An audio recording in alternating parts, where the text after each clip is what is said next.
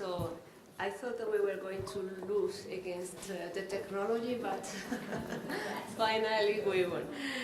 So, good afternoon everybody. Welcome to this opening session of the European Language Council Forum that this year, 2022, is going to be held at the University of Sevilla. I've learned that it's the first time that the forum is organized here in Spain, which is very nice.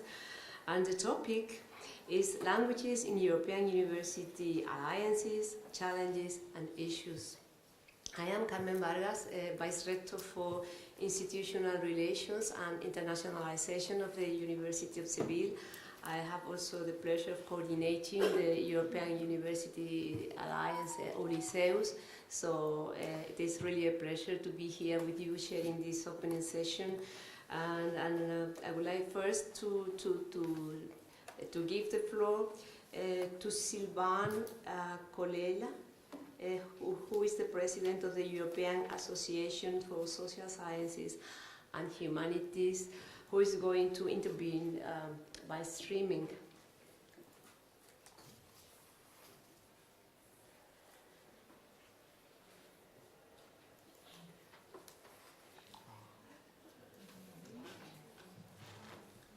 No se oye.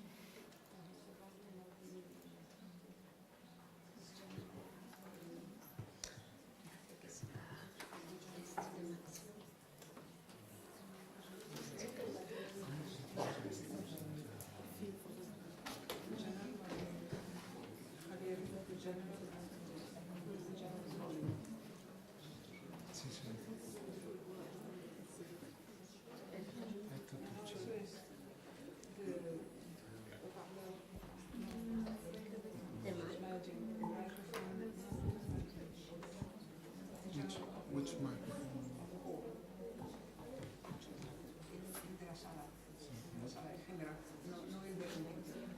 Sí, sí.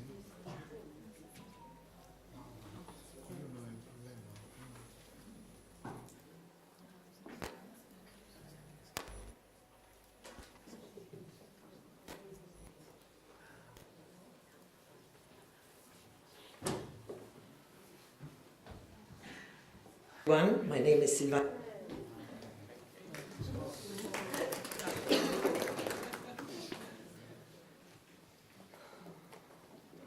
Good afternoon, everyone. My name is Silvana Colella, and I have the pleasure of serving as the president of the European Alliance for Social Sciences and Humanities, EASH in short, of which the European Language Council is a valuable and active member.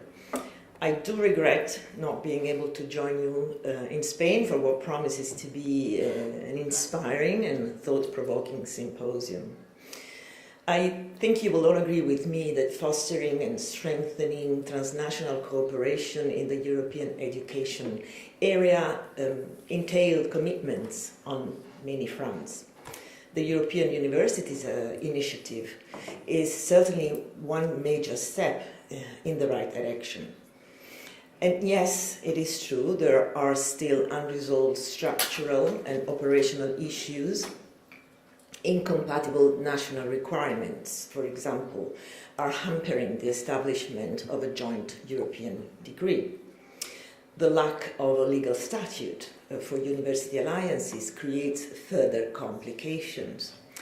But the recent Council recommendation on building bridges for effective European higher education cooperation has indeed put more pressure on member states to accelerate policy changes, which, in my view, is progress. Now, within this framework, your conference addresses a theme that could not have been more spot on. European university alliances are labs where the benefits of multilingualism can be tested on a daily basis. Discussions about what language policy or policies would work best in the context of transnational educational programs are certainly welcome and needed. My home institution, the University of Macerata, has only very recently joined one of the alliances.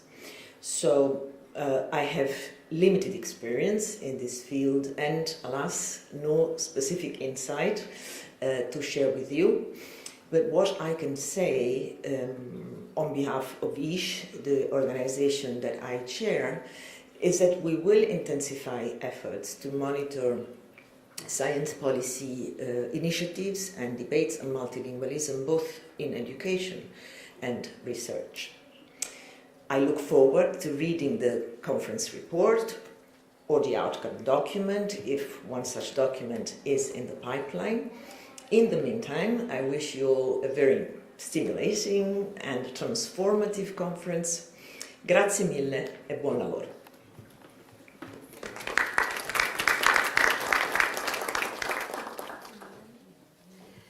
Thank you very much.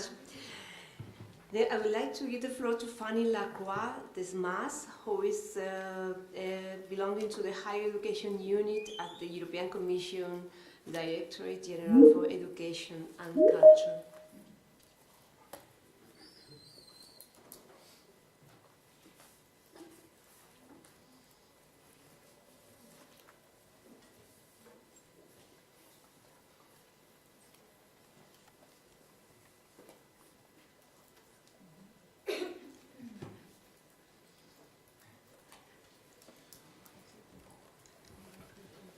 Good afternoon, Fanny.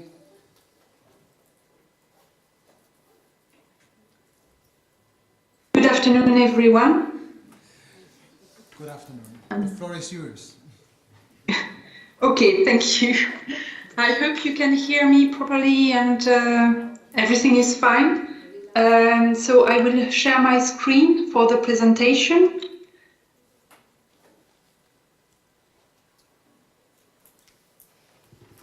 Can you see it? Yes.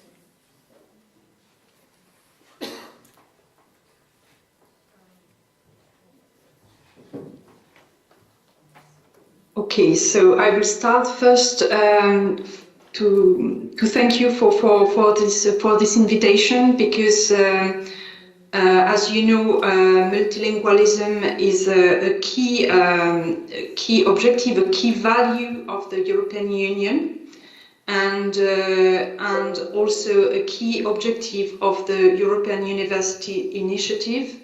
So it's a very important topic that you are touching upon. First, I would like to start with this quotation from our Commissioner, Maria Gabriel, who said, "Multilingualism is one of the fundamental principles of the Union. I'm proud to have the opportunity to show how the European Commission and the Erasmus Plus program support innovation and excellence in the teaching and learning of languages, and at the same time celebrate all linguistic diversity." And I think it's a nice quote, because our commissioner really embodies multilingualism. As since she started as a commissioner, she tries as much as possible to speak in our mother tongue, of course, Bulgarian, but also in English and in French. So to really foster linguistic diversity. In 2020, we published the communication on the European education area, where we set a vision for 2025, in which we said that we want a Europe in which learning, studying and doing research would not be hampered by borders, a continent in which people have a strong sense of Europe's cultural heritage and its diversity. And in mentioning diversity, in fact, we have in mind linguistic diversity.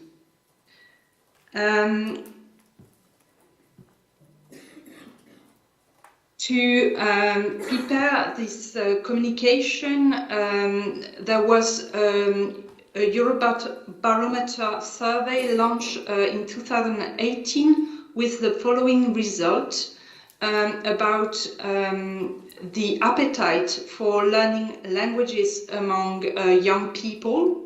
So you can see on this slide that 33% of young people said that they could not study in a foreign language, but 77% said that they would like to learn a new language, and 84% said that they have actually learned a foreign language and would like to improve it. So there is this strong appetite for learning languages, which is really encouraging. The statistics show that the first foreign language is without surprise English. So 97 pupils learn English at school. And the second foreign language, even if it's not compulsory everywhere, is encouraged, and 9% of all 15-year-olds pupils in the EU speak a different language at home than at school. So even if some of them do not learn a second foreign language at school, they can have it at home.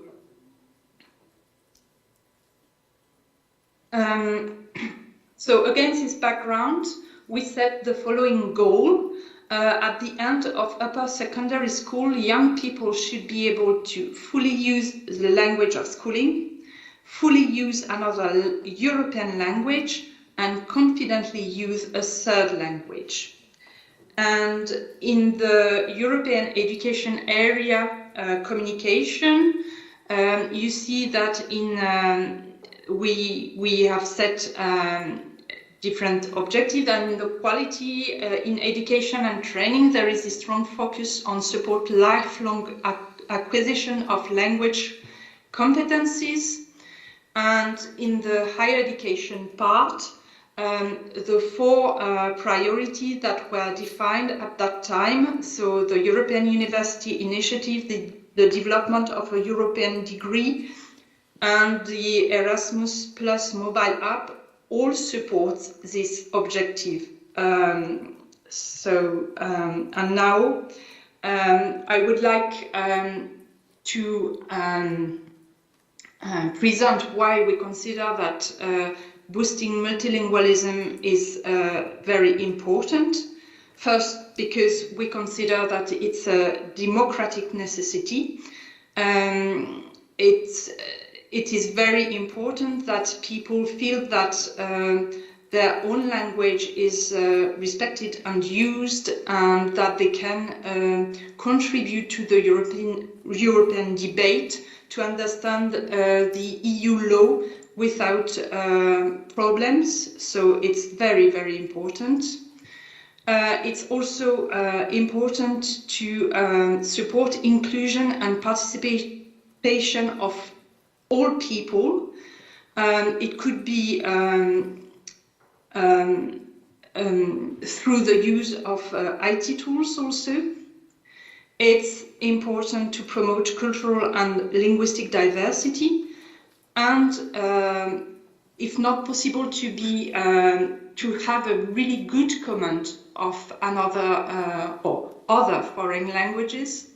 At least it would be already a first step to promote intercomprehension. I will come back to it in a moment. It's also important to enable a better international opening because, as we all know, there are European languages are used in Europe, of course, but also elsewhere in the world. And in order to attract foreign students, it's good to offer them languages, courses, joint program in languages that they already master. And the final reason, I would say, even if this list may be not comprehensive, is the learning languages and mastering languages is a way also to support the innovation capacity. Because if you are capable of speaking and reading in another language, you open your champ des possibles. You can really learn new things, have access to a huge number of opportunities for studying abroad, of course, but also for doing internship or research project or whatever. So it can boost the innovation capacity because you can have new ideas by meeting new peoples and being able to exchange with them in their own languages. So what if now we want to focus more on the role of the European University Initiative. So what can the European University Alliances do to foster multilingualism? We know that it is at the center of this initiative. It has the multilingualism is really one of the key objectives of this initiative. And we have seen already since this initiative started in 2019, we have seen very encouraging practices put in place by the first alliances. So we have seen, for example, that they, of course, encourage their students and staff to follow language courses, which is quite normal under Erasmus+. But also classes and joint programs in foreign languages. So in that case, it goes a step further than just learning languages, but using it to studying.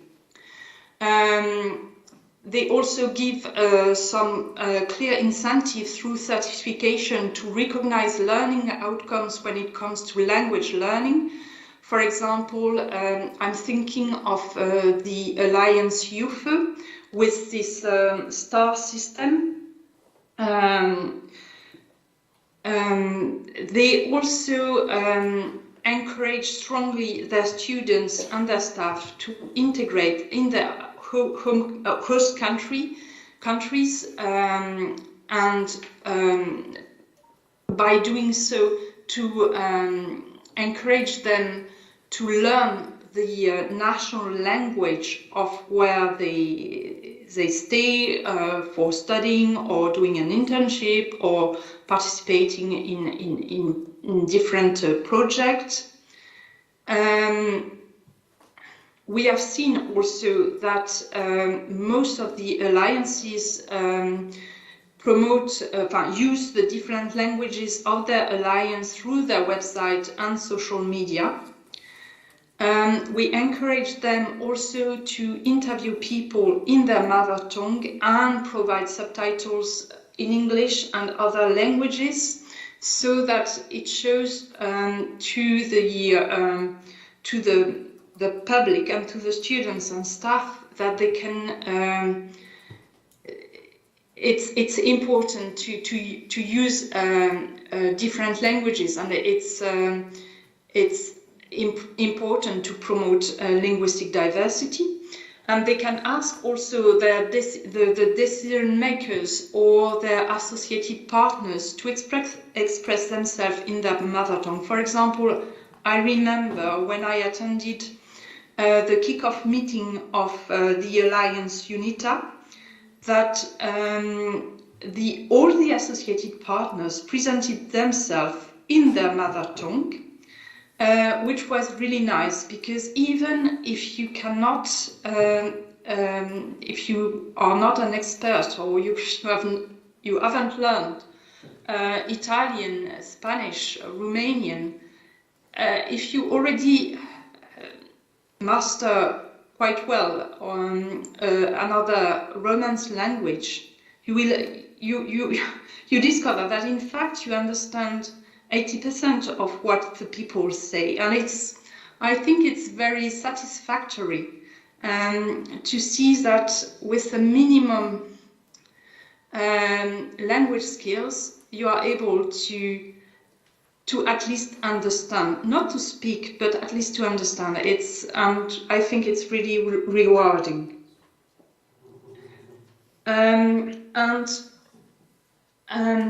What the EU is doing to support multilingualism within European universities, as I said, it was defined from the beginning as a key objective of the European University Initiative, as a way to promote European identity, European values, and through this initiative we support the development of joint programs offered in several languages. For example, Una Europa has just launched its joint European Bachelor on European Studies, which is offered not only in English but also in other languages, because they want their students to study at least in 2 different countries, and sometimes even in 3 different countries. So they have to be able, these students, to express themselves in 2 different European languages, and most of the time 3 different European languages. We hope that these joint study programs will be recognized one day through a European degree label that we are trying to define. As you know, we launched last June a call on the joint European degree label, and in this with this call we wanted to test the criteria that were discussed among stakeholders. And among these criteria, there were minimum requirements and optional criteria. And among the minimum requirements, so the compulsory criteria, multilingualism is among these compulsory criteria.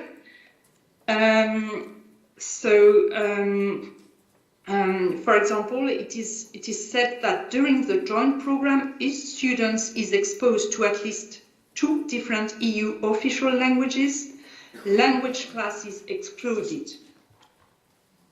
And exposure to EU official languages can take place in active and/or passive use of languages at any level in teaching and/or learning activities, examinations, research activities, professional or civic engagement activities, and during mobility periods, including by going on mobility to a country where a different EU language is predominantly used in daily life.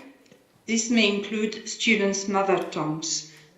And in addition to this compulsory criterion, there is also in the list of optional criteria The joint program offers the possibility to take language classes so as to enhance the command of multiple languages.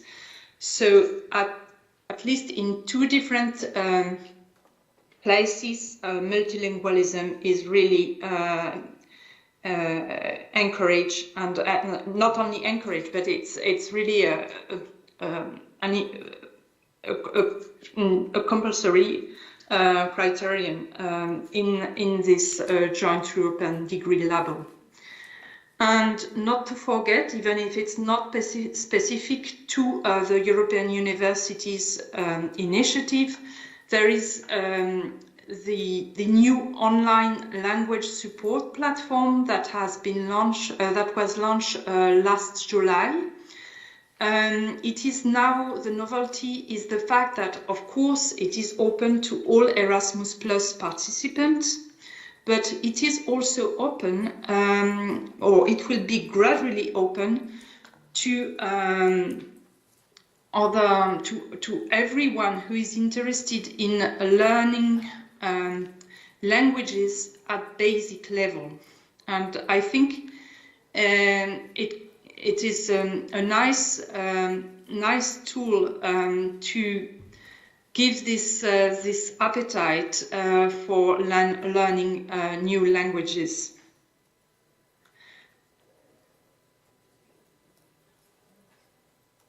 So I would like to remind you that among the main priorities of the Erasmus Plus program for the period 2021-2027, there are these 4 priorities: inclusion, green, digital, and participatory, and at least 3 of them: inclusion, digitalization, and participation. And for this, multilingualism is important. As I said, if you offer only one language, you will exclude lots of people. So it's very important to encourage linguistic diversity. It is obviously very important for democratic participation and participation in the activities and in the communities of your host country. And through digitalization, we want to encourage new form of language learning and teaching. There are, of course, the traditional mobility activities under Key Action 1, but there are also other forms of actions that can support language teaching and learning through, for example, cooperation partnership under Key Action 2, but also other types of cooperation projects under Key Action 2. So you know that there are different cooperation projects which can start with a small-scale partnership and goes up to the European University or Erasmus Mundus, which are very ambitious in terms of duration, commitment, and budget.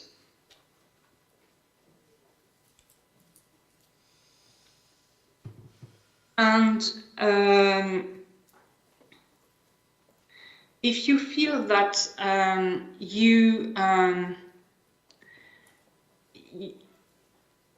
what you are doing are really is really boosting language learning and teaching, I think it should be good to apply for the European language label.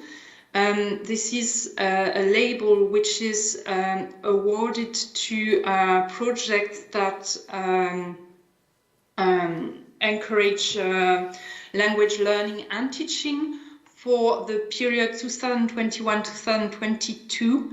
The European themes are the following: enhancement of language learning through ICT and digital media, language learning and promotion of equity, social cohesion and active citizenship, and third, the professional development of language teachers. So I think several of practices developed within the European Universities Initiative could qualify for this European language label, and I really encourage your audience, if they are responsible for the linguistic priority in the alliance, to apply for this European language label.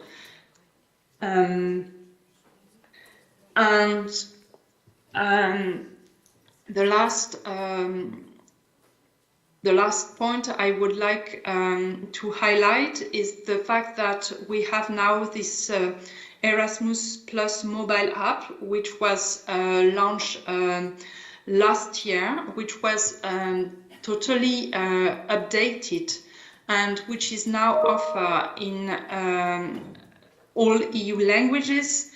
And it's really a good app for students and mobile participants to connect with their fellow students when they are abroad, to connect to the Students' Association, and to have the opportunity, for example, to create tandem with other students to learn language when they are abroad or even before, and to benefit from tips and discount when they are abroad. So it's a really good tip, a good app that you should promote towards the students and mobile participants in general. And last but not least, there are also some publications on language learning and teaching, to give you some inspiration in case you would like to develop this in your own alliance. Because under the previous program, 20,000 projects were funded under Erasmus Plus that focus on language learning. So now you can find you can really find inspiration through this project and not start from scratch. And there is also this video to celebrate 7 years of excellence in language learning and teaching with Erasmus Plus through the European Language Label that I advise you to watch. I would like to thank you for your attention, and I'm open to questions. I'm sure that you will have many more examples that I give you today through this short introduction, because I know that the European universities have already developed so many good practices in that field. Thank you.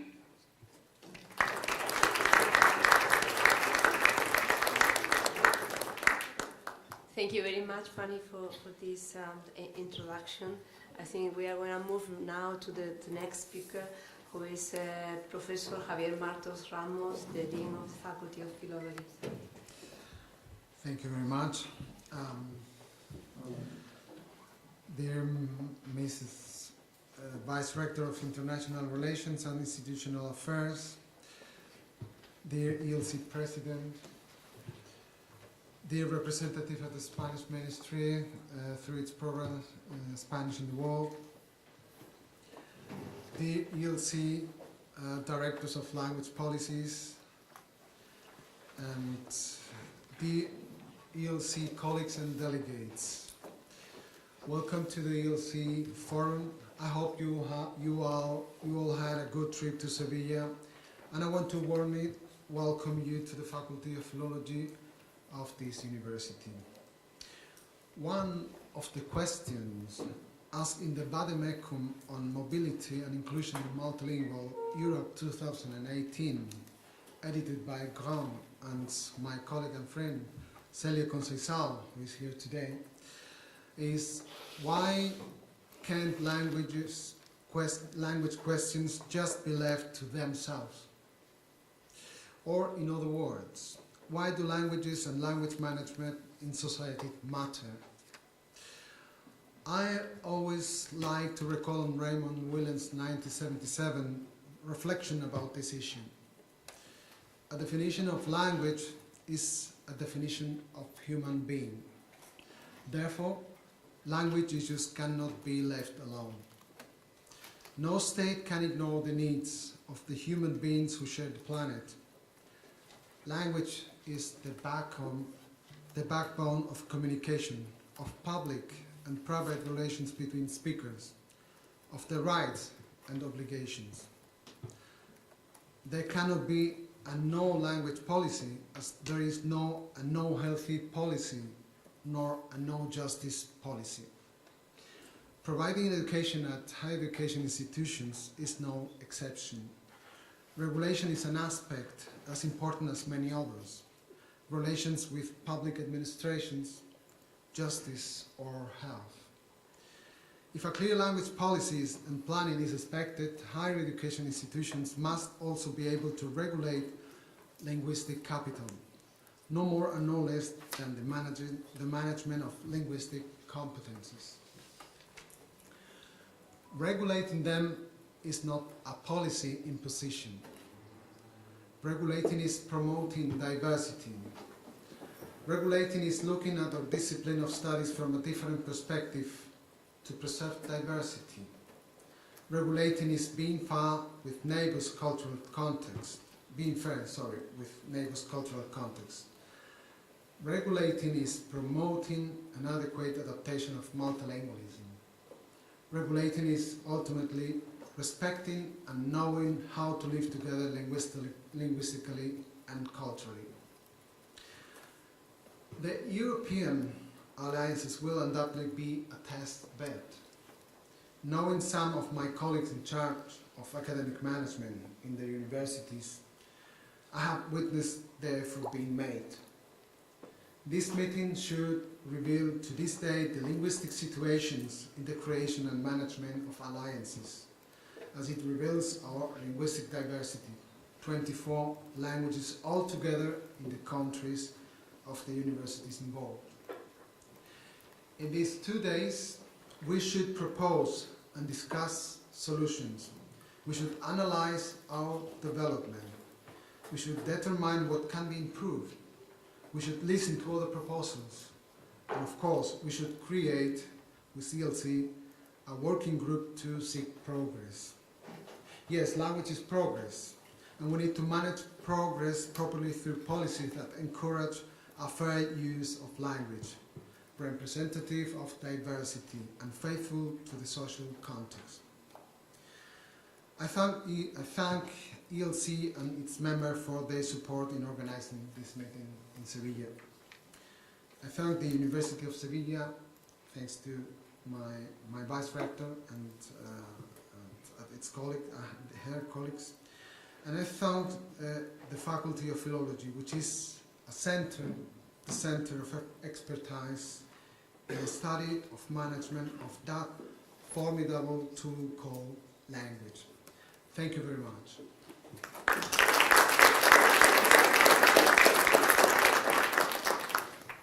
Thank you very much, dear Javier. I would like to give the floor now to Maria Teresa Zanola, the president of the ELC. The floor is yours. Thank you very much.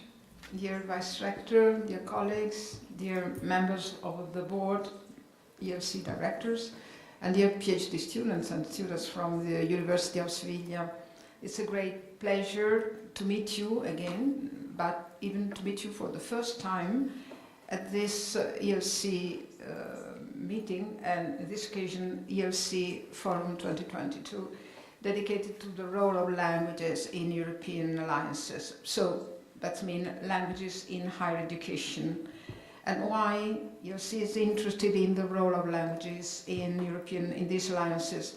Because several of these universities are already members of our association, and the debate has started to spread among our members by virtue of the aims of our association. And these aims are, in fact, the promotion of a quantitative and qualitative improvement in the knowledge of all the languages and culture of the European Union, and in the promotion to the knowledge of other languages and culture.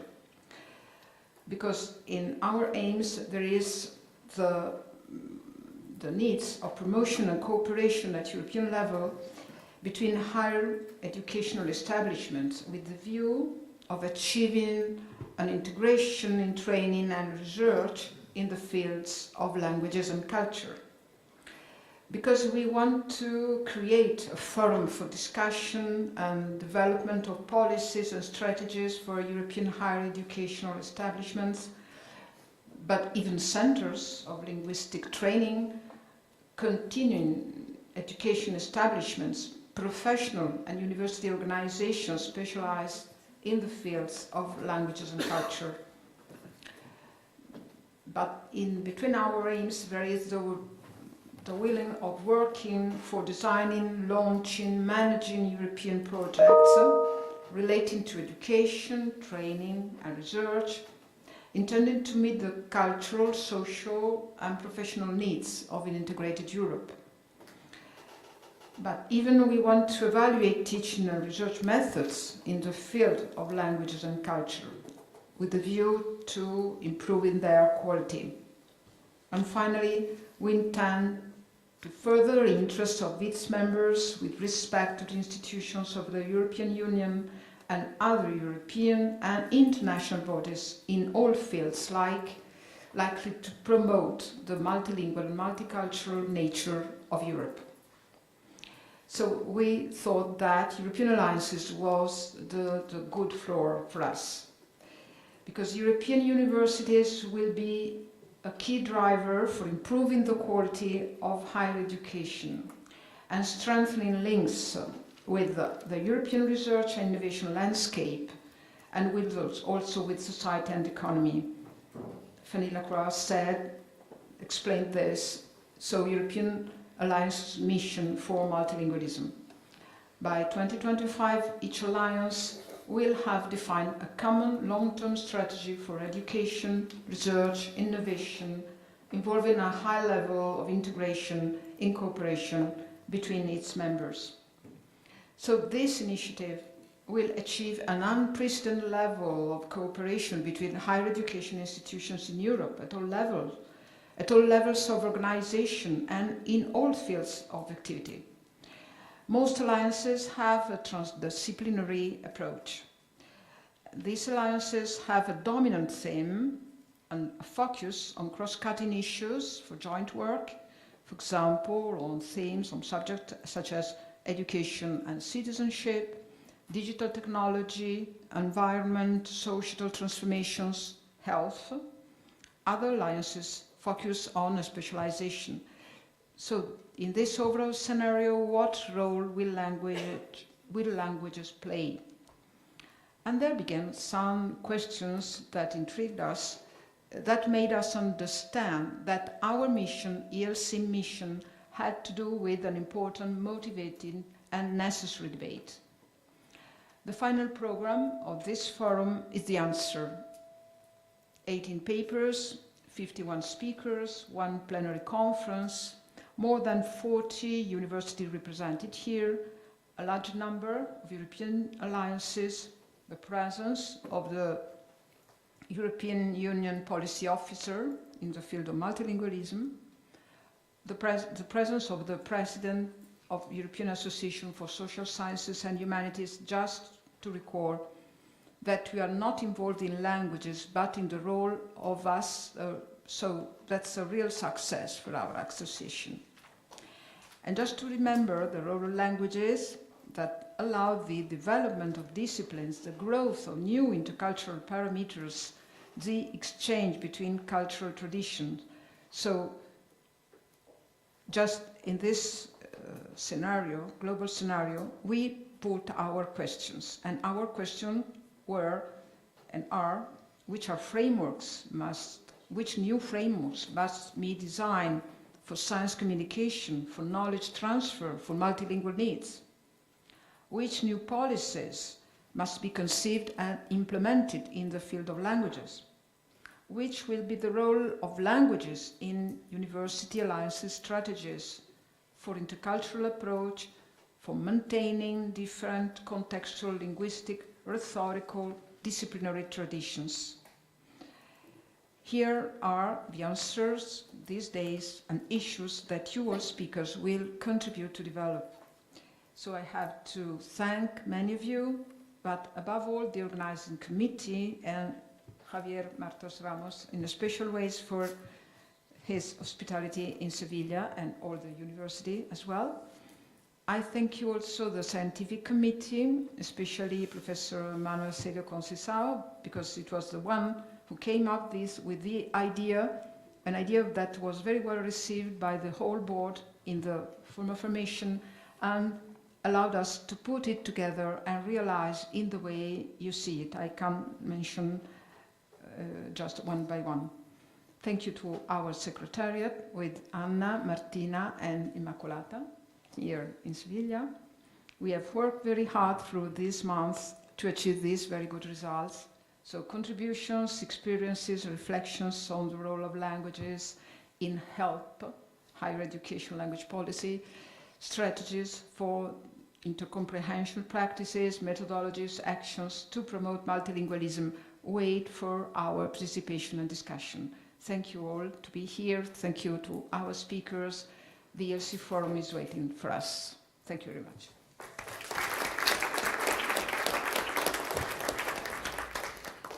Thank you very much, dear ELC President, Dean of the Faculty of Philology, members of the ELC, Gloria Minguez from the Directorate General for the Promotion of Spanish on the World, Director of the Linguistic Policy of the University of Sevilla, and all other universities that are presented here. Well, I think that we've been having a very dense and I would say important introductory session, so I will try to be very, very brief. As I said, I feel very much honored to be here hosting you in this university, which is having 517 years old, so we are one of the oldest in Spain, the second largest in terms of number of students after Complutense Comprehensive, and you are now here at the heart of our university within our humanity campus. But I'm also very, very happy to be here as coordinator of one of the European University Alliances.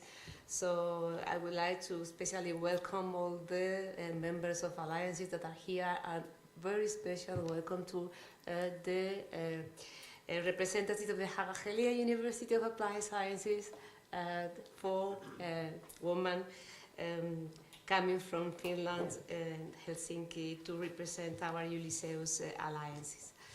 So I think that I would like also to congratulate the organizers for choosing this topic of languages in European universities, and especially talking about the challenges, because it's important to talk about the challenges facing the universities in this topic. And it's also the first time that I see many representatives of European university gathered here to talk about language, about this particular topic, and I think it's a good example. It's a good practice example to be followed. Multilingualism is one of the 8 key competencies needed for personal fulfillment. We cannot really forget this, and this is stated in the Council recommendation on key competencies for lifelong learning.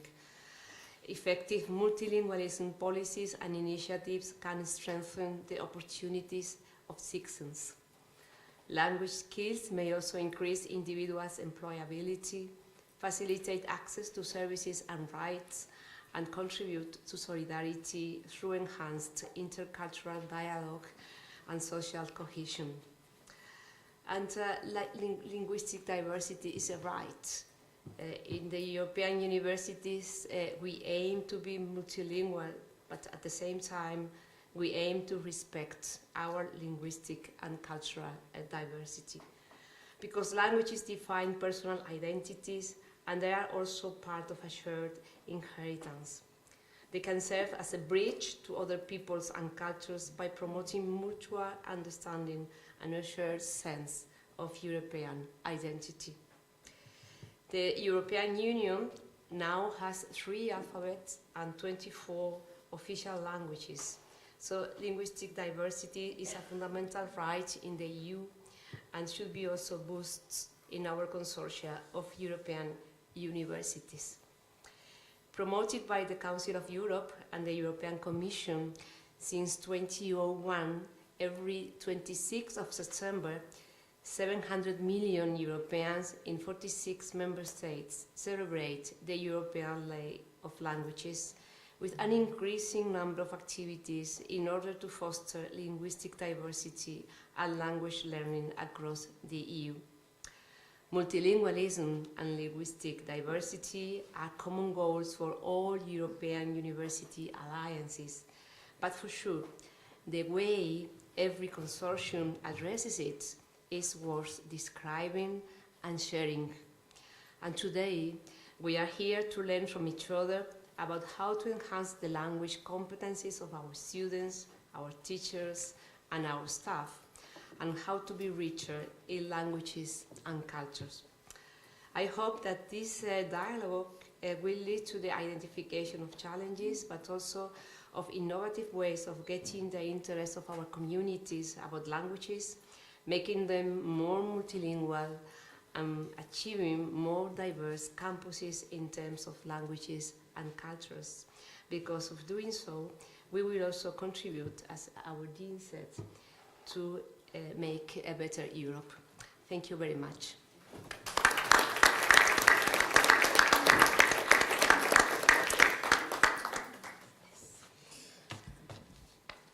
Thank you very much. So let's move to our first speaker, which is my colleague, Lola Pons. Please, Lola. Here, please.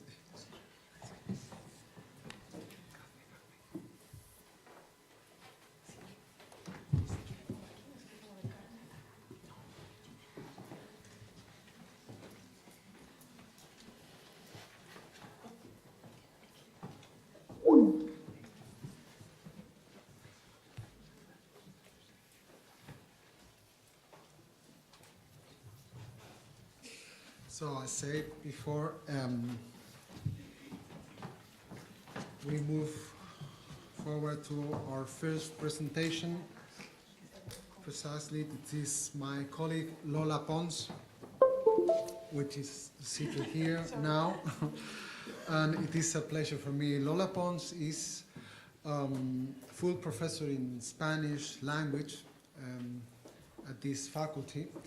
Her expertise is the history of Spanish and the edition of historical texts, with a special focus on the 15th century. She has led several research projects dedicated to this century in her research group, Historia 15. If last year she dedicated her efforts to the commemoration of the 800th anniversary of the wise King Alfonso X el Sabio, this year she has focused her work on Nebrija, the author of the first Spanish grammar more than 500 years ago. Just a week ago, we celebrated the unveiling of the sculpture dedicated to him in the faculty. I invite you all to visit in the foyer of our faculty. Well, I don't think there is any doubt that Lola Pons likes history, and very much, I think. On the other side, she's one of the pioneers and one of the great promoters of linguistic dissemination of history of Spanish for a general public, for the society in general, giving back to society what it expected of us as scholars and researchers. In fact, she is a regular guest in the national media. Among others, she collaborates with Spain's most renowned newspaper, El País, with a column every 2 weeks, where she usually makes readers reflect on language and its role in society. She also collaborates weekly with the national radio station, Cadena Ser, in the most listened program with almost 3 million listeners every program. Among her numerous research work, I would like to highlight some of her recent books. El español es un mundo, Diálogos de la lengua, de Juan Valdés, 6 palabras para escribir la historia de la lengua española, El árbol de la lengua, una lengua muy larga, and a book, it's not one of the newest book, of the recent book, but one of the first and very nice book, about the linguistic landscape of Seville, languages and varieties in Sevilla's urban scene. In the books, Lola Pons undoubtedly demonstrates her linguistics credo. 2022 has curated the exhibition La Lengua en la Calle,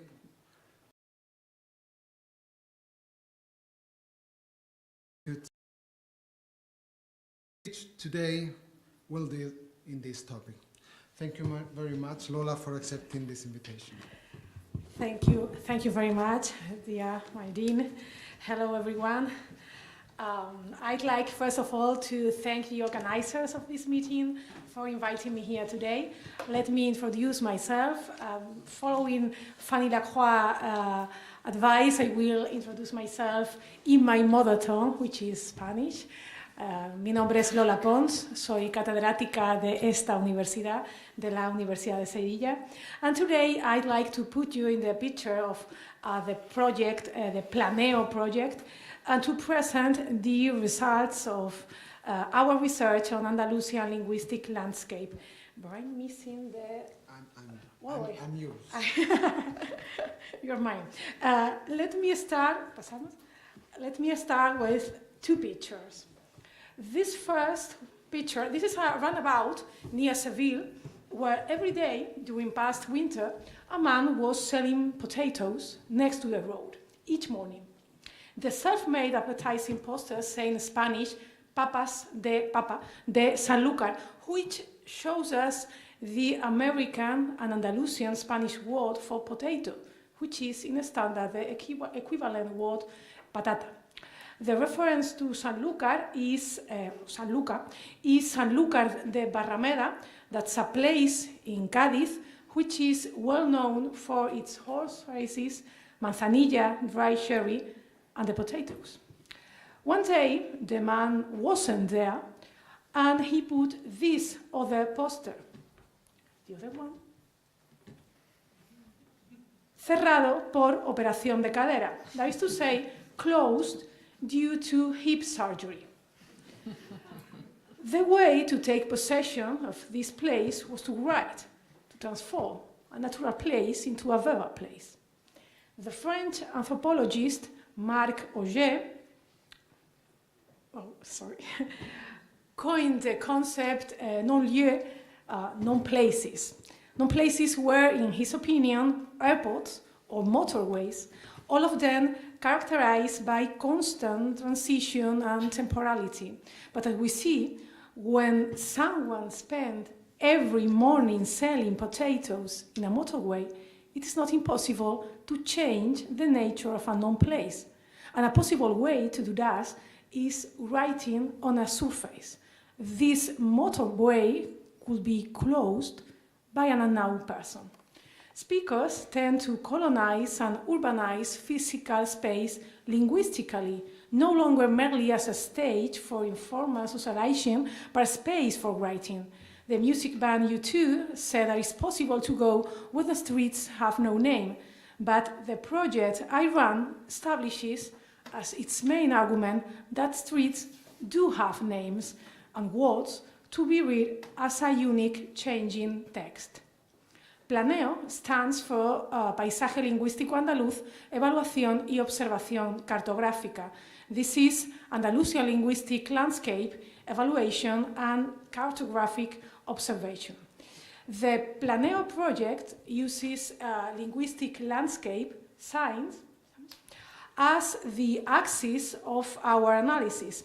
Linguistic landscapes are signs like these. All of these are Andalusian pictures.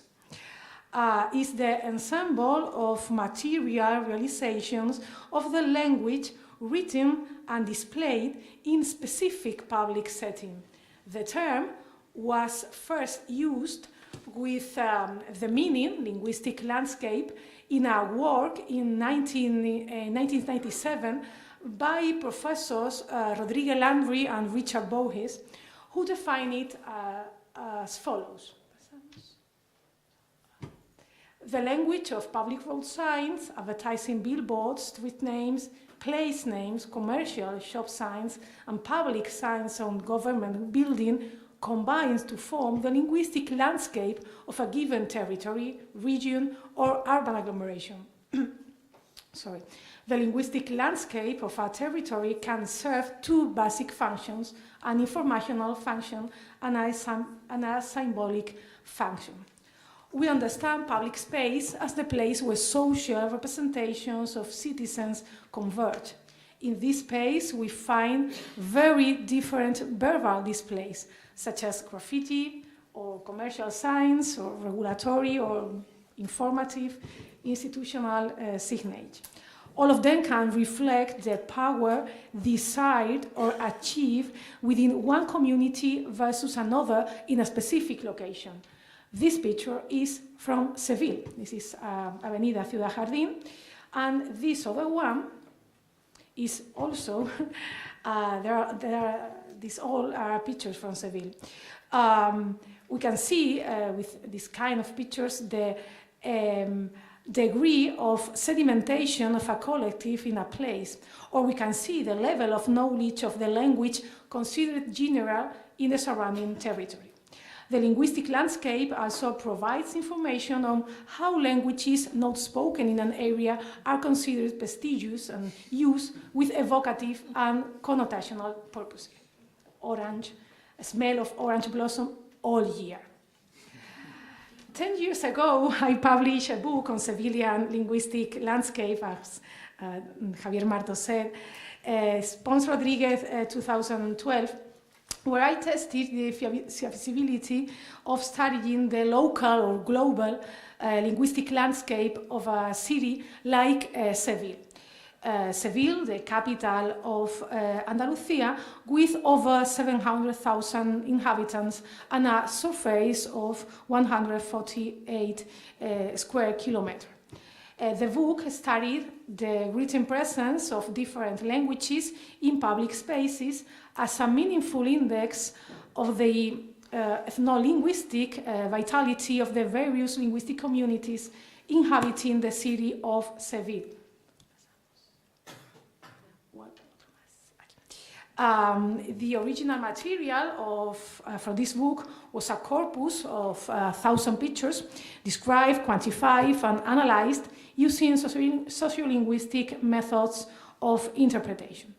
Although only a part of the pictures collected for the research was presented in the book, mapping the dynamics of linguistic signs in public spaces in Seville demonstrated that linguistic landscape is a suitable method for researching the role of language in public urban settings.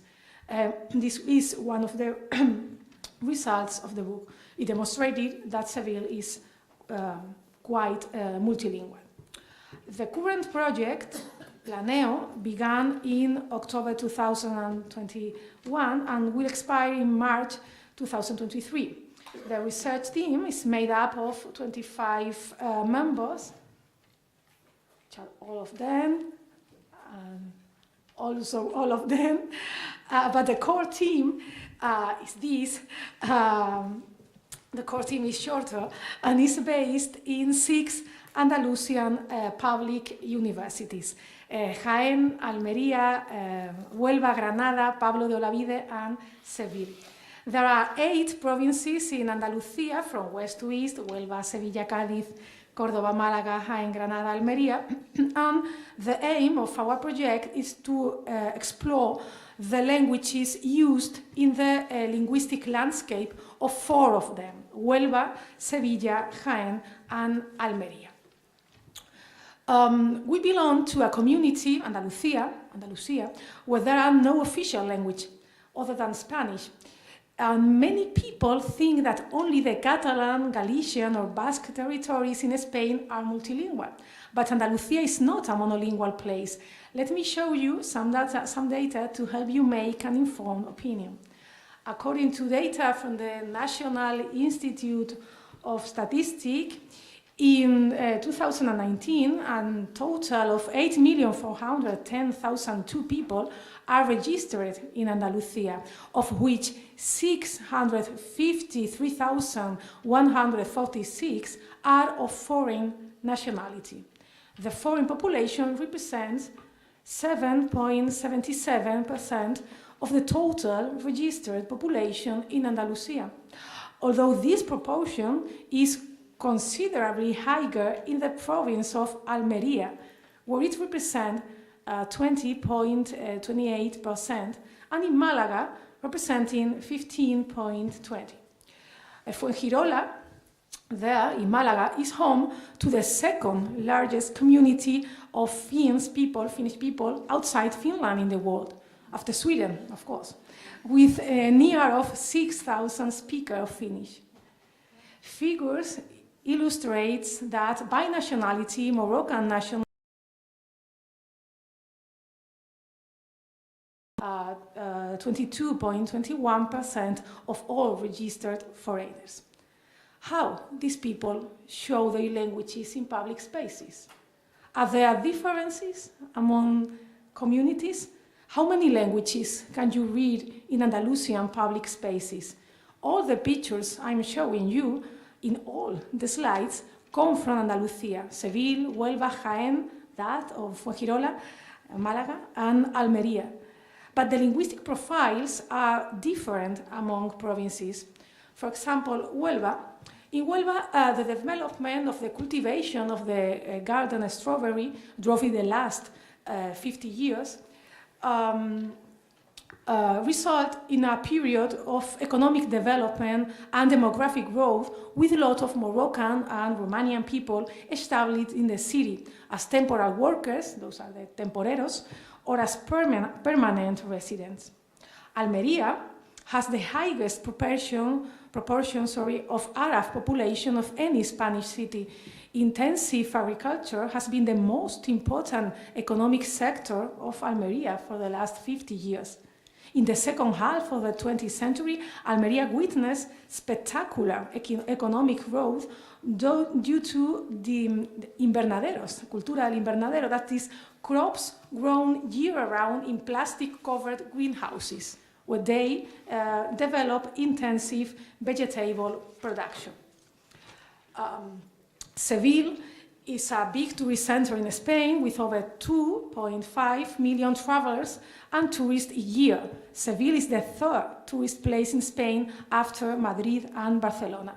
Besides, the city has an overall low level of seasonality, so there are tourists year-round. How all these people use the public space?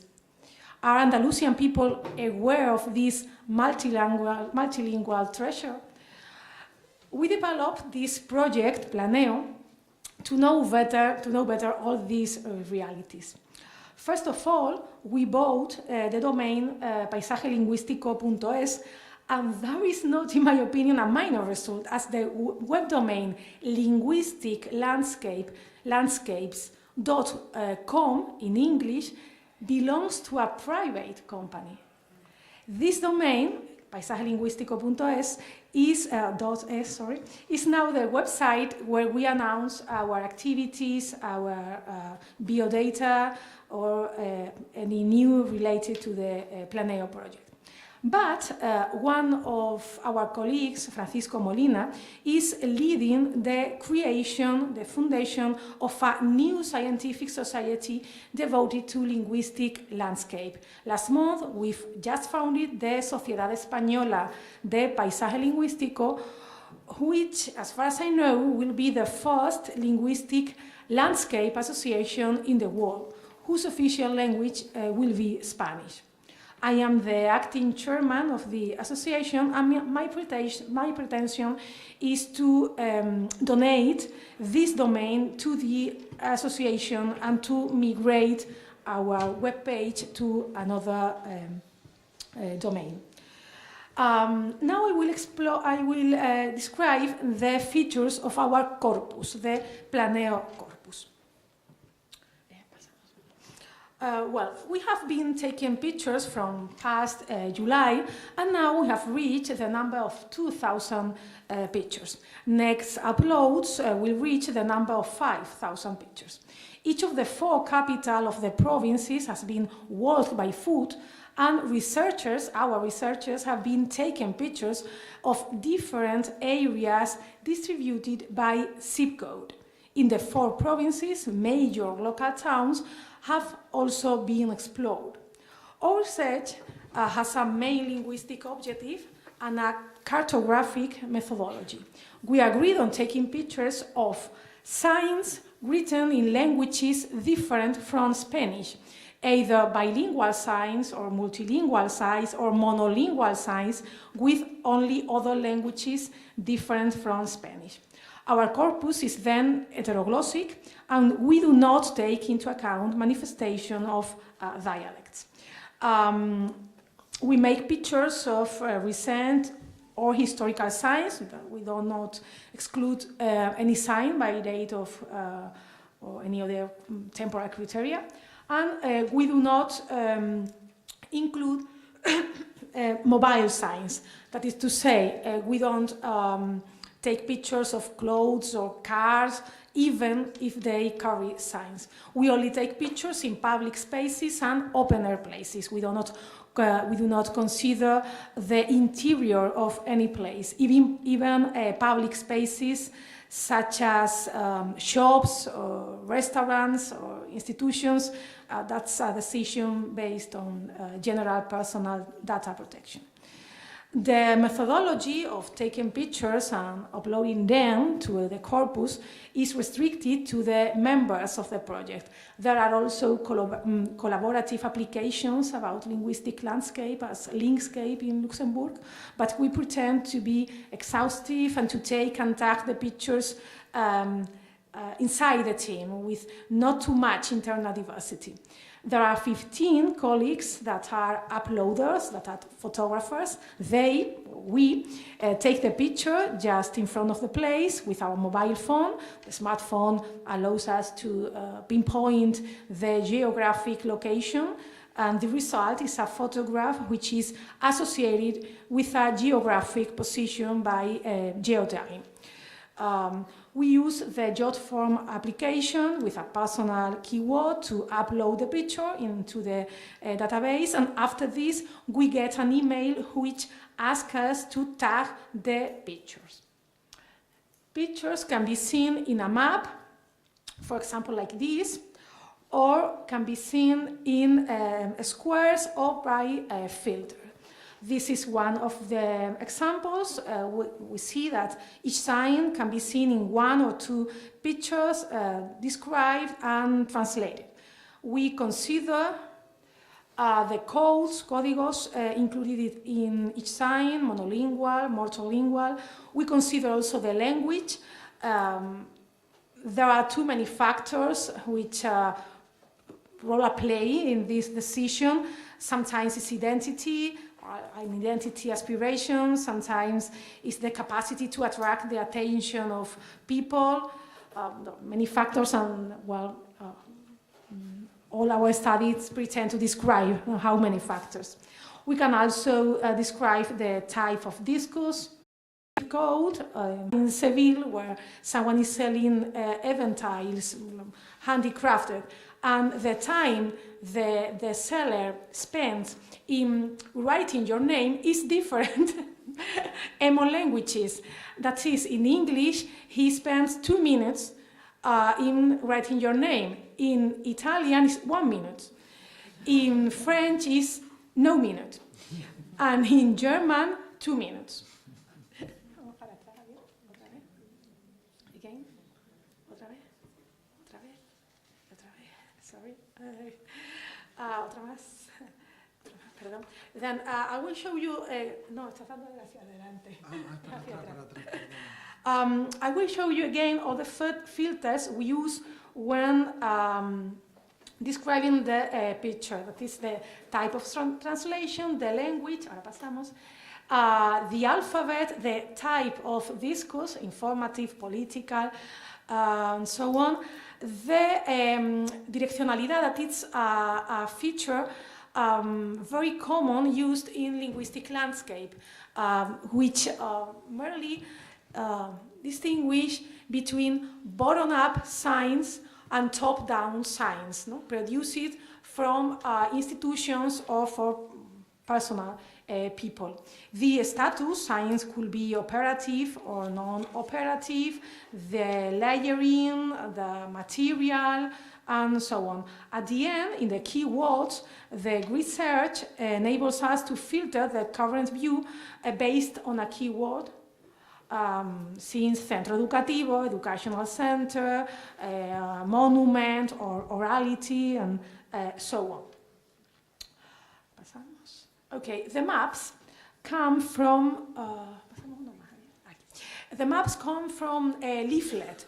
Leaflet is an open source JavaScript library for mobile-friendly interactive maps. Leaflet is updated constantly, as far as I know, because I say this because his creator is Volodymyr Agafonki, who is an Ukrainian software engineer who is living in Kiev now.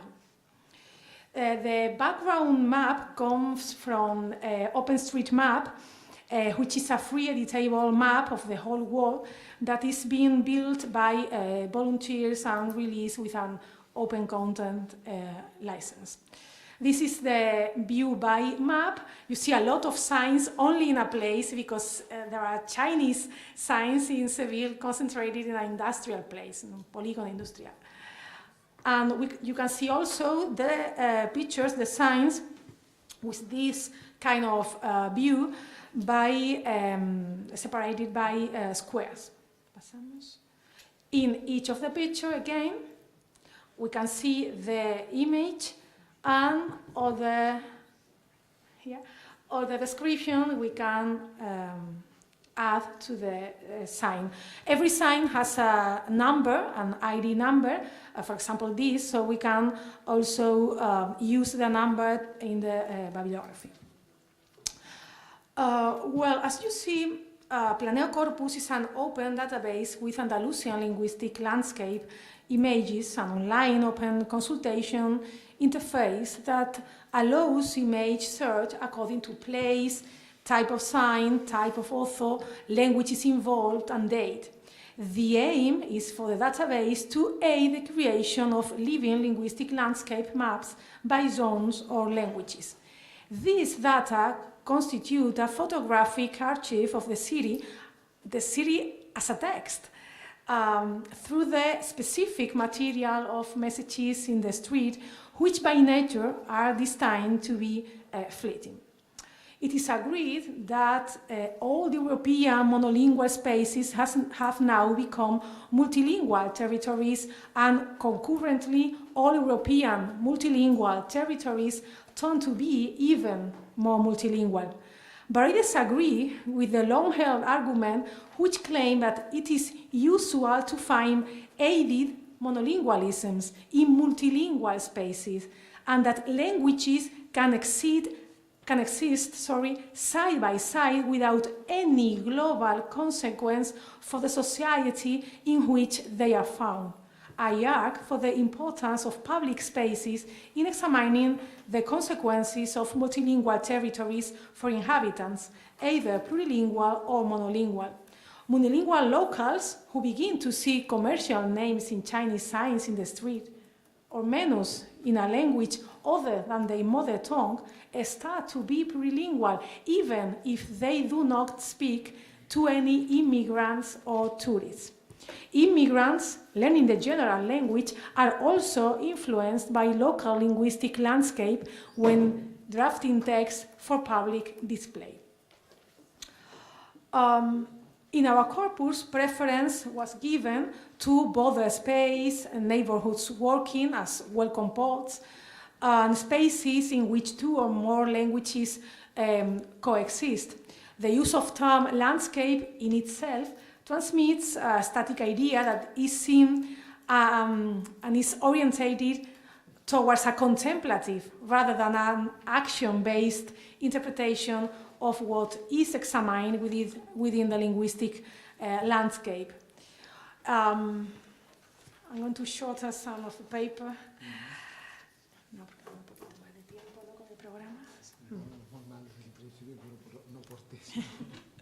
Thank you. Paradoxically, as linguistic landscape is a source of data that can be directly extracted for public spaces, there has usually been a preference for surveys the way of exploration and quantify the ethno-linguistic vitality and social integration of new collectives in territories. Quantitatively, our project was born from the desire to create an information tool on linguistic landscape that covers a wide geographical spectrum. Of course, I'm aware of the existence of potential pitfalls directly related to linguistic landscape research. For example, the fact that this research is subject to hazard, that of a speaker leaving an imprint through a sign in public space.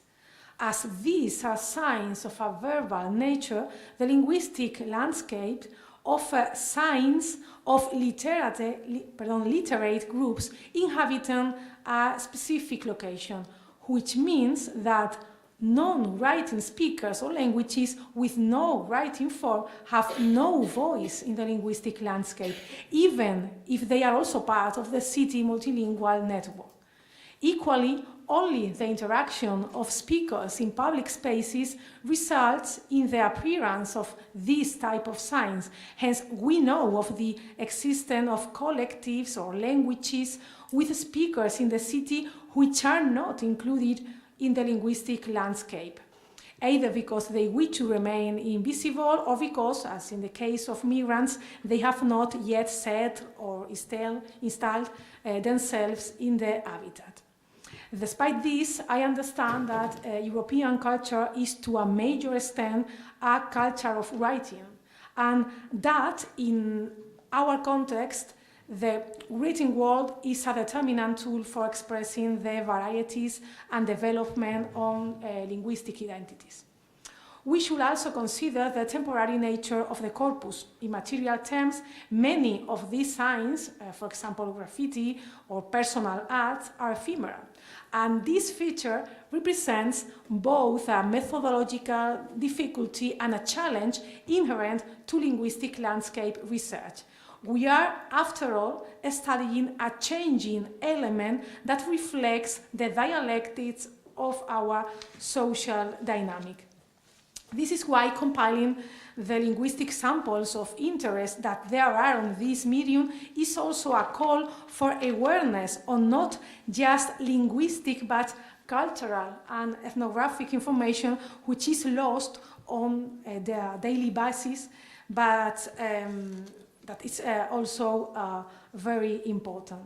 Outside conventional channels of preservation, private advertisement, graffiti, and commercial or institutional signage are lost, and the average speaker can only access what is still there and is unable to recover what was there in the past. The current European linguistic situation poses a major descriptive challenge to science and European initiatives, considering the need to respect specific and minority languages following the typical European trends of aiming for convergence and the creation of institutional standards. This situation prompts a series of questions. Through this project, Planeo, I hope to open up a new horizon in scientific research on this topic, providing new measures for language planning in Europe.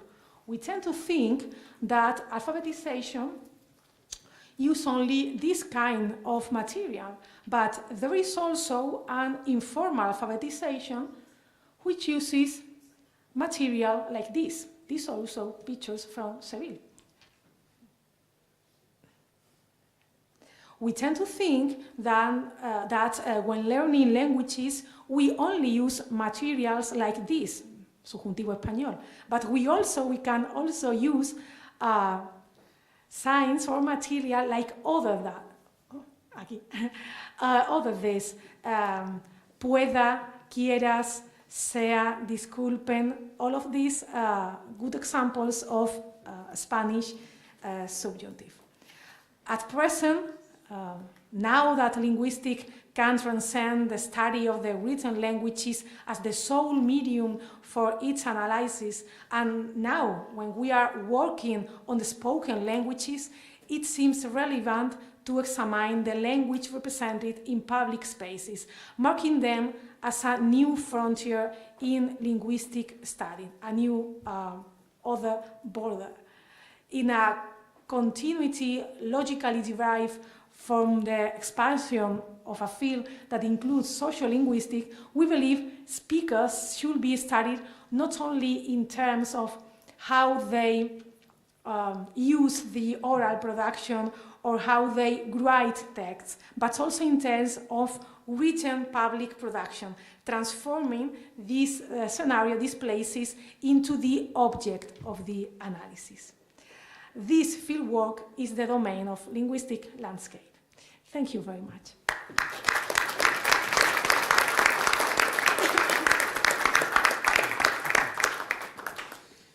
Thank you very much, Lola, for this engaging presentation.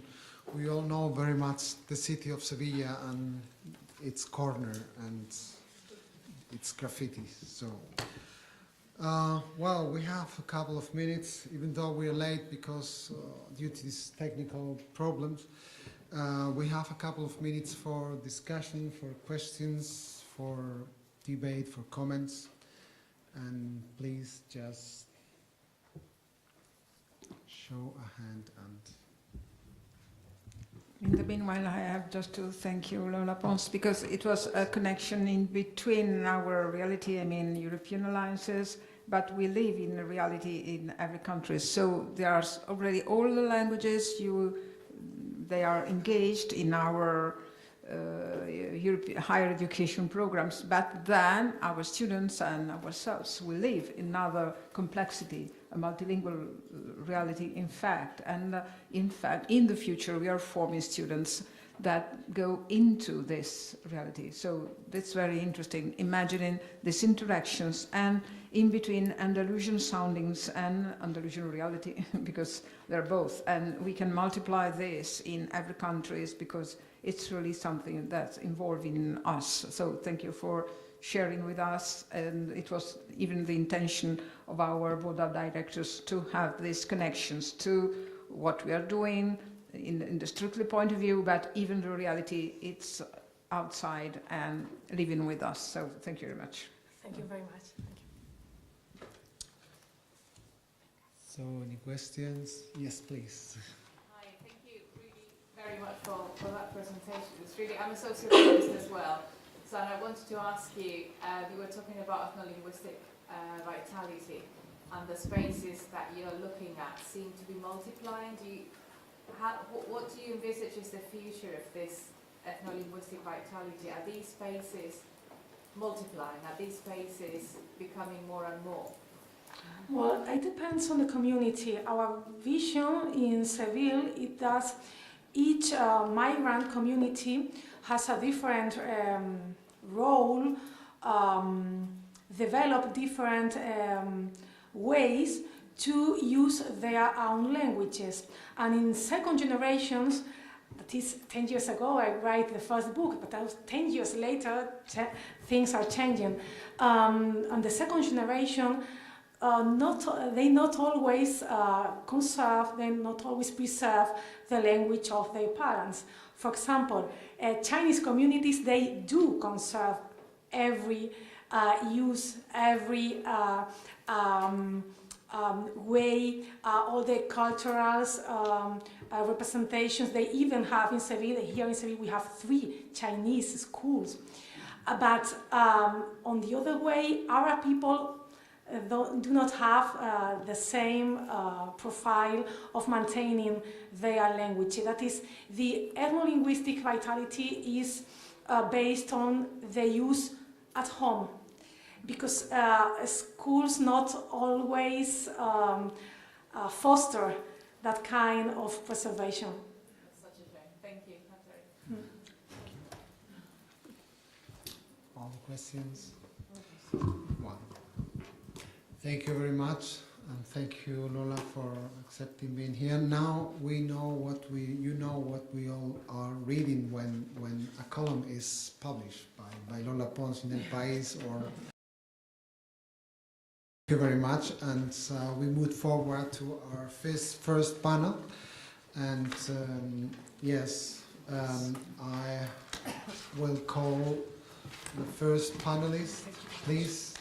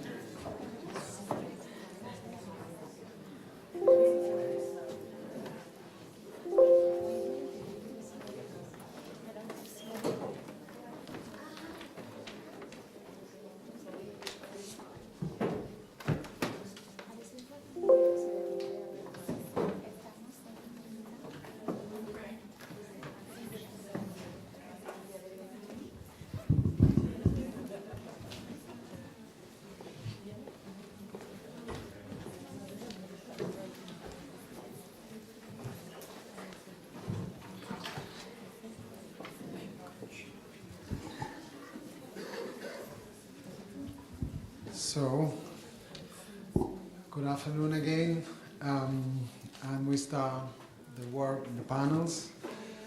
I have the pleasure of moderating this first panel of the conference. Before I introduce the speakers, really briefly introduce the speaker, let me just do how this panel is going to proceed. We will hear all 4 presentations and leave our questions for the final discussion at the end of the panel. I think it's more practical to do. So, please join me in welcoming our first speaker, which are my colleagues of the University of Turin and part of the leading group of the UNITA Alliance. First of all, Sara Mantegna of the Università di Torino, and Elisa Corino, and of course Marcella Costa, academic leader of the UNITA Alliance, and a friend of mine, which I had the pleasure to introduce her. The title of the presentation is Intercomprehension in UNITA, Promoting Multilingualism in the Framework of the European University Initiative. Thank you very much. Thank you very much, Javier, for this presentation and for the chance for being here. in Sevilla and sharing with colleagues from the other alliances our approach to multilingualism. So just a few words about our alliance. We are based in different Romance-speaking countries. We have some commonalities which are cross-border commonalities linked with languages, rural and cross-border mountain regions. We focus on intercomprehension and use of Romance languages to promote active, this is our goal, active multilingualism. We would like to reach all our community, students, staff, but also citizens and local actors with our intercomprehensive approach. Our goal is to enhance awareness of diversity, of linguistic and cultural diversity, and also acceptance, which is something which is sometimes not that normal. Another important focus is that through this attention to Romance-speaking multilingualism, we can also work on another of the keywords of the European University Initiative, which is make European universities attractive for, so work on the outreach of this initiative, as we can focus on for instance, on our Gemini partners, which is our initiative, extra-European initiative, to build a network of universities who take part to the activities of the European Alliance, UNITA. So, of course, we have already heard a lot about this, the problem of having English, of course, as our common lingua franca, but also to work actively with other languages. I just want to stress here the last line, the last sentence, multilingualism as a key competence for lifelong learning. We have already heard from Fanny Lacroix that multilingualism belongs to is one of the 8 core competencies for European citizenship. Yes, and European citizenship for with the perspective of lifelong learning. So our goal, our efforts are towards the active use of our national Romance languages. What is our approach in terms of teaching and learning? So we are using the so-called plural approaches, which are teaching guidelines that bring more than one linguistic and cultural variety into play simultaneously. So we try to leave the singular approach, and we want to help our students and our communities to learn from a plural point of view, according to the CARAP. Just a few words on intercomprehension. Intercomprehension is a practice, an everyday practice. It is a plurilingual form of communication. Usually when we practice intercomprehension, we use distinct codes which are only partially shared. And quoting Blanche Benveniste, comprendre les langues sans les parler. This is nearly a dream, but we are trying to make the dream come true through a set of actions that we are going to present to you later. So at first we would like to use our attitude, our everyday attitude, to use intercomprehension as a spontaneous and widespread practice. The process of intercomprehension is favored both by the characteristics of the languages, of course, in this case Romance languages, but we can also work with Germanic languages or with Slavic languages, or with the 3 families, which is even more difficult but possible. And of course we can also exploit skills of individuals who take the courage to speak in an intercomprehensive mode. Not everybody has the courage to do so, so we also have to teach our students and staff to be perfect, let's say. So this right to approximation, which is, we didn't put it in the slide, but it is a very important asset, let's say, for intercomprehension. So intercomprehension as a methodology is based on a list of practices, which is first the transferability of background knowledge. We exploit linguistic proximity. Of course, in order to exploit linguistic proximity, we have to work on a comparative grammar, let's say, not as the philologists do, too difficult, but as normal people do, by comparing. So a comparative grammar which we can reconstruct in an inductive and implicit way. What is a plus when we practice intercomprehension?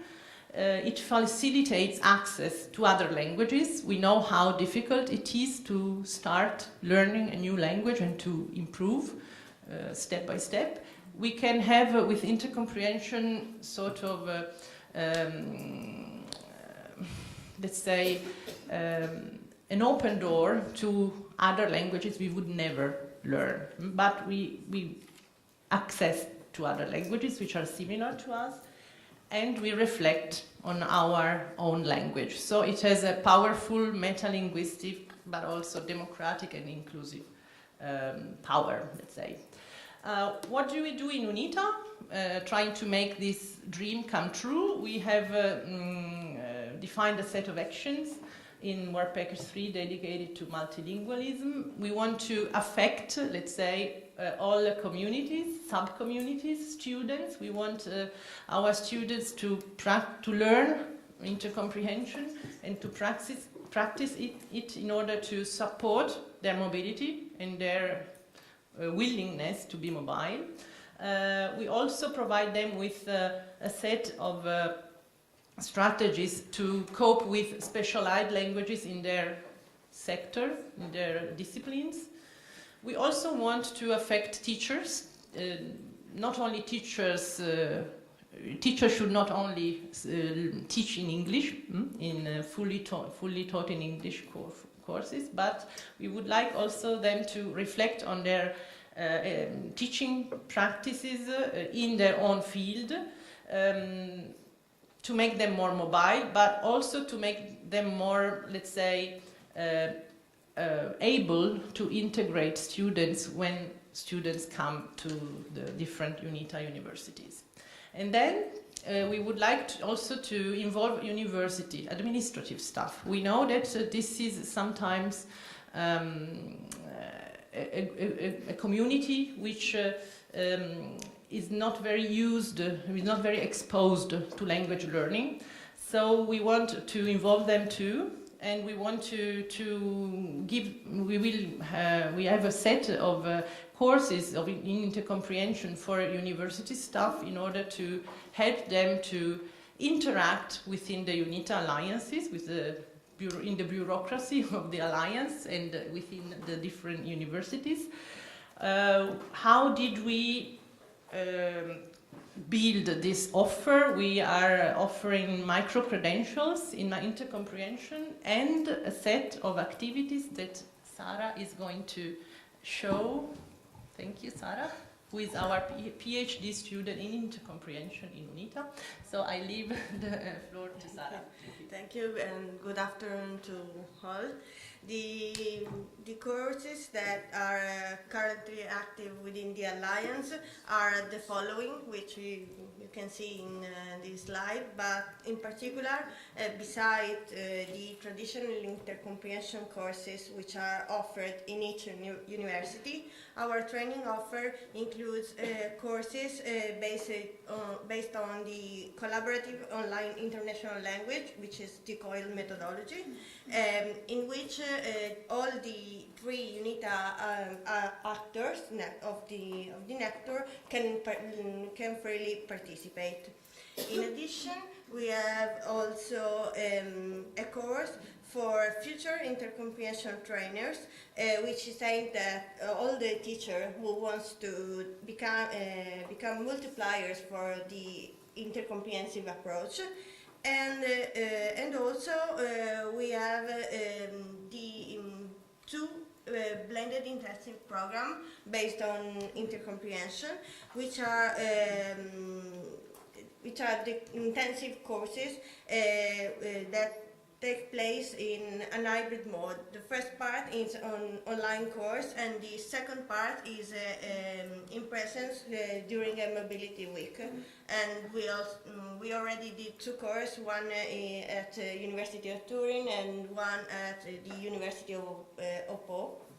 The training course for IC trainers lasts 50 hours.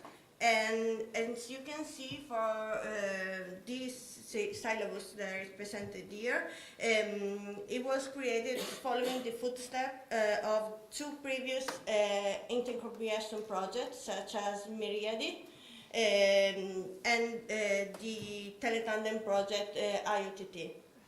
The teacher training course it was created during the second year of the project.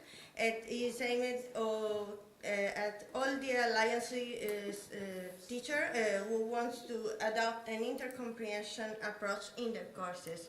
So in addition to the classical intercomprehension training, in this course we added a module of micro-teaching, which is 3 hours, in which teacher had to remodel part of their course of their lesson from an intercomprehension perspective. So they have to complete a task in which they had to rewrite their course, their lesson. So as you can see from the results taken for this course, teachers were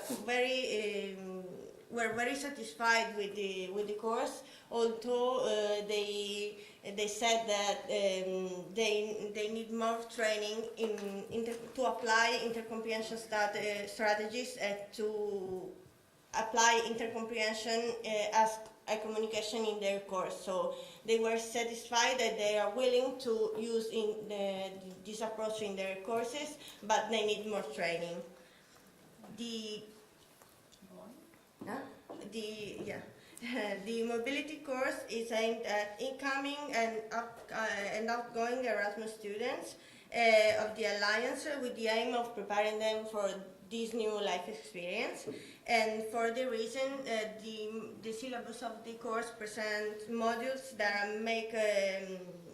are such as everyday life in an Erasmus context, or intercomprehension at university, which includes all university practice and documents and learning agreements and so on.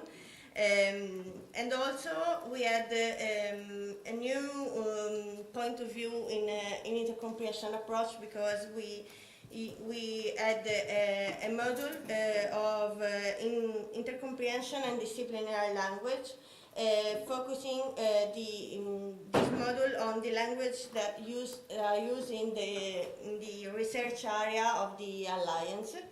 And so this course is open not also for a linguistic student, but for all the audience, for all the students of the sixth university. The training for the administrative staff started today in some university and will start in Turin next week.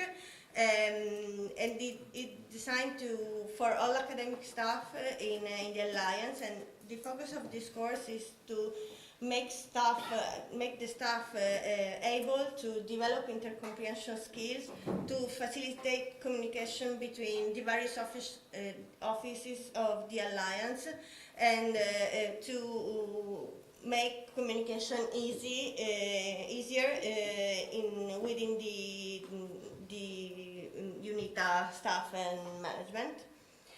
So the results of the courses conducted so far have given very encouraging indication for the future of the Alliance, and both students and teachers have been able both to acquire good intercomprehension skills and to exploit them according to their area of interest. So we have very encouraging results so far, and we hope to have more in the future. Thank you. This is our team working on the work package of multilingualism with all the university partners. So thank you. Thank you very much.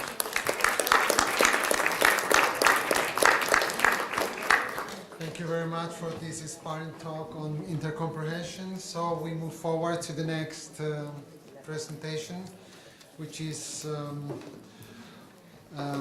Blandine Daguerre and Ernesto Exposito Garcia. Blandine will present the topic in French. Both are from the Université des Pau et des Pays de l'Adour, and the title is Connect UNITA quand la technique se met au service de la préservation du plurilinguisme.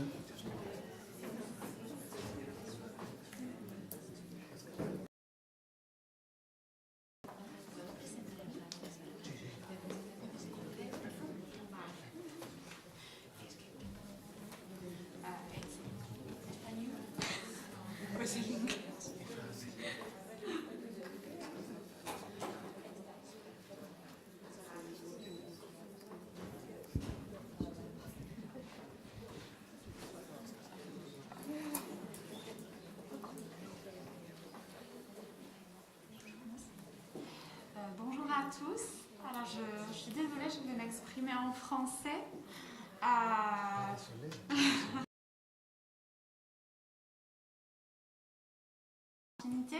Et excusez l'absence de mon collègue Ernesto Exposito Garcia, qui était retenu par ses obligations de vice-président en relations internationales en France.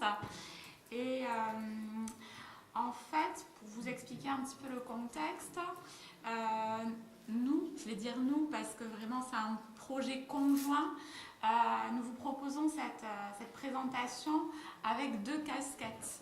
Ernesto Exposito est donc vice-président en relations internationales et professeur d'informatique. Et moi je suis chargée de mission mobilité internationale, c'est-à-dire la coordinatrice institutionnelle Erasmus de l'UPPA. Et je suis professeure de traduction. Et donc c'est l'ensemble de ces compétences que nous avons unies pour vous présenter Connect UNITA et pour développer le projet Connect UNITA. Donc aujourd'hui, je me propose de présenter un cas pratique où la technique en fait est un adjuvant, une aide au service des langues afin de favoriser l'intégration de tous nos publics et de préserver le plurilinguisme à travers la plateforme collaborative Connect UNITA, qui non seulement vise à atteindre le succès des étudiants dans l'acquisition de connaissances et de compétences, mais permet également de briser les barrières de la distance géographique, temporelle, sociale, mais aussi linguistique. En ce sens, elle favorise l'inclusion et la coopération internationale. Connect UNITA, pour mettre en contexte, c'est un projet de partenariat de coopération CA 220 déposé dans le cadre de la nouvelle programmation Erasmus+ 2021-2027. Ce projet a été accepté à la fin de l'année 2020, a eu lieu en février 2022 pour une durée de 3 ans. C'est un projet qui est porté par l'Université de Pau et des Pays de l'Adour, dans le sud de la France, pour ceux qui ne connaîtraient pas. Et il tient son nom de l'Alliance européenne UNITA, dont fait partie l'UPPA depuis octobre 2020, aux côtés des 5 autres universités situées respectivement en France, en Italie, donc l'Université de Turin qui vient de faire une présentation, en Espagne, au Portugal et en Roumanie. Les langues romanes, leur diffusion et leur préservation sont au cœur d'UNITA, de même que l'intercompréhension en tant que capacité des différents locuteurs à se faire comprendre en déployant des stratégies de communication spécifiques et en parlant dans leur propre langue, comme viennent de l'expliquer nos chers collègues de l'Université de Turin. Outre sa vocation numérique et innovante, Connect Unita entend surtout s'inscrire comme une espèce de rempart au tout en anglais, une dynamique en cohérence totale avec l'esprit de la présidence française de l'Union européenne. En quoi l'intelligence artificielle est-elle susceptible d'être mise au service de l'enseignement et de la formation plurilingue et de la coopération internationale, et dans quelle mesure Connect Unita constitue un cas pratique où les compétences humaines et techniques vont être combinées pour garantir un enseignement plurilingue de qualité. Ce sont là les questions auxquelles je vais tenter d'apporter des réponses aujourd'hui. Mais avant de mener cette présentation à bien, je vais faire un petit retour sur l'histoire de la pédagogie pour que vous voyez dans quel contexte le projet a été développé. Le monde a connu plusieurs révolutions pédagogiques qui ont permis à l'éducation de passer du stade de privilège à celui de droit fondamental. Je pense notamment à la création des universités ou encore à l'imprimerie, mais plus récemment aussi au développement des technologies de l'information, du déploiement massif des ordinateurs, des appareils mobiles et de l'incroyable puissance de l'Internet. Alors c'est surtout ça a débouché sur la création des MOOC, donc des Massive Open Online Courses, et nous avons eu la possibilité de voir tout ce que nous apportaient ces outils, notamment pendant la crise Covid. Mais forcément, qui dit mise à distance avec des cours en ligne, dit aussi peut-être une perte de contact et une perte de suivi plus individualisé. Et l'un des projets de Connect Unita, c'est précisément de passer à la 4e phase de l'évolution pédagogique. Après la phase 1, 2 et 3, nous entendons passer à travers Connect Unita à ce qu'on pourrait appeler une éducation 4.0. Plus concrètement, donc, le projet Connect Unita prétend répondre aux objectifs suivants, à savoir répondre aux besoins d'intégration des systèmes de gestion et de formation et des espaces physiques d'apprentissage des étudiants et des enseignants afin d'éliminer les barrières géographiques, linguistiques et temporelles et de soutenir les espaces d'apprentissage numérique collaboratifs. Dans ce but, une plateforme d'intégration offrant une solution innovante de services de traduction automatique a été mise en place. Alors, notre objectif serait d'offrir un cadre unifié pour guider les enseignants dans la transformation numérique et pédagogique lors de la création ou de l'adaptation de ressources et d'activités d'apprentissage afin d'éliminer les obstacles qui limitent la collaboration internationale dans l'enseignement et l'apprentissage. Enfin, un troisième objectif consiste à créer un Living Lab international d'enseignement et d'apprentissage pour les enseignants et les étudiants de l'Alliance UNITA, ainsi que pour la communauté internationale, grâce à la co-conception et à la coproduction des enseignements, orientés à la fois vers le transfert et la multiplication des compétences. Et donc, pour atteindre ces trois objectifs, un travail de benchmarking a été réalisé par les différents membres de Connect Unita pour explorer les trois dimensions qui nous intéressent dans le cadre du projet. La dimension spatiale, la dimension temporelle, mais aussi la dimension linguistique. Aujourd'hui, je vais vous présenter un focus sur la dimension linguistique. Globalement, pour faire simple, il s'agit pour nous de mettre en place des stratégies pour passer soit d'une langue à une langue médium à travers ce qu'on appelle the English as a medium of instruction, ou bien de ne pas utiliser l'anglais justement et de passer aux autres langues.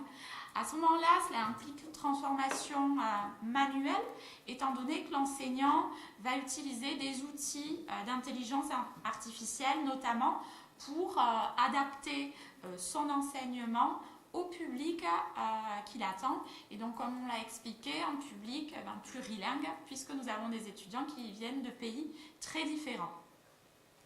Alors, par rapport à cette question de l'intelligence artificielle, une série de critères a été mis en place. Alors, juste, je vais commenter cette diapositive qui vient illustrer un petit peu. Et j'ai peur que vous ne preniez peur. Donc, comme je vous expliquais, on va travailler à travers Connect Unita vraiment toutes les dimensions. Les cours qui peuvent avoir lieu en synchrone, en asynchrone, en présentiel, à distance, en comodal, éventuellement utiliser l'intercompréhension ou d'autres langues comme l'anglais, puisque bon, on ne va pas se mentir, l'anglais reste la langue qu'on utilise majoritairement pour le moment, même si on espère tendre vers une formation globale à l'intercompréhension.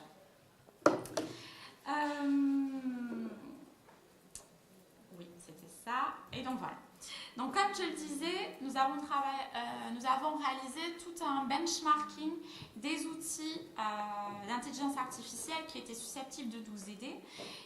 Et il y a une série de critères qui ont été sélectionnés afin de comparer les différents outils. Comme on peut le voir dans la diapositive qui s'affiche à l'écran, en fait, on s'est intéressé au fait de savoir si on avait du speech-to-text automatique. Nous nous sommes intéressés aussi à la qualité de la transcription, c'est-à-dire quand on utilise, on l'a tous fait cette expérience, un outil de traduction automatique, on peut avoir parfois de grosses surprises. Donc on essaye d'avoir quelque chose qui soit efficace sur le plan de la transcription. Nous nous sommes aussi intéressés aux langues qui étaient disponibles, à l'aptitude à produire une traduction simultanée à la transcription, à la souplesse. Alors qu'est-ce qu'on entend par souplesse? En fait, c'est la possibilité d'intégrer des modifications par rapport à ce qu'on vient de dire.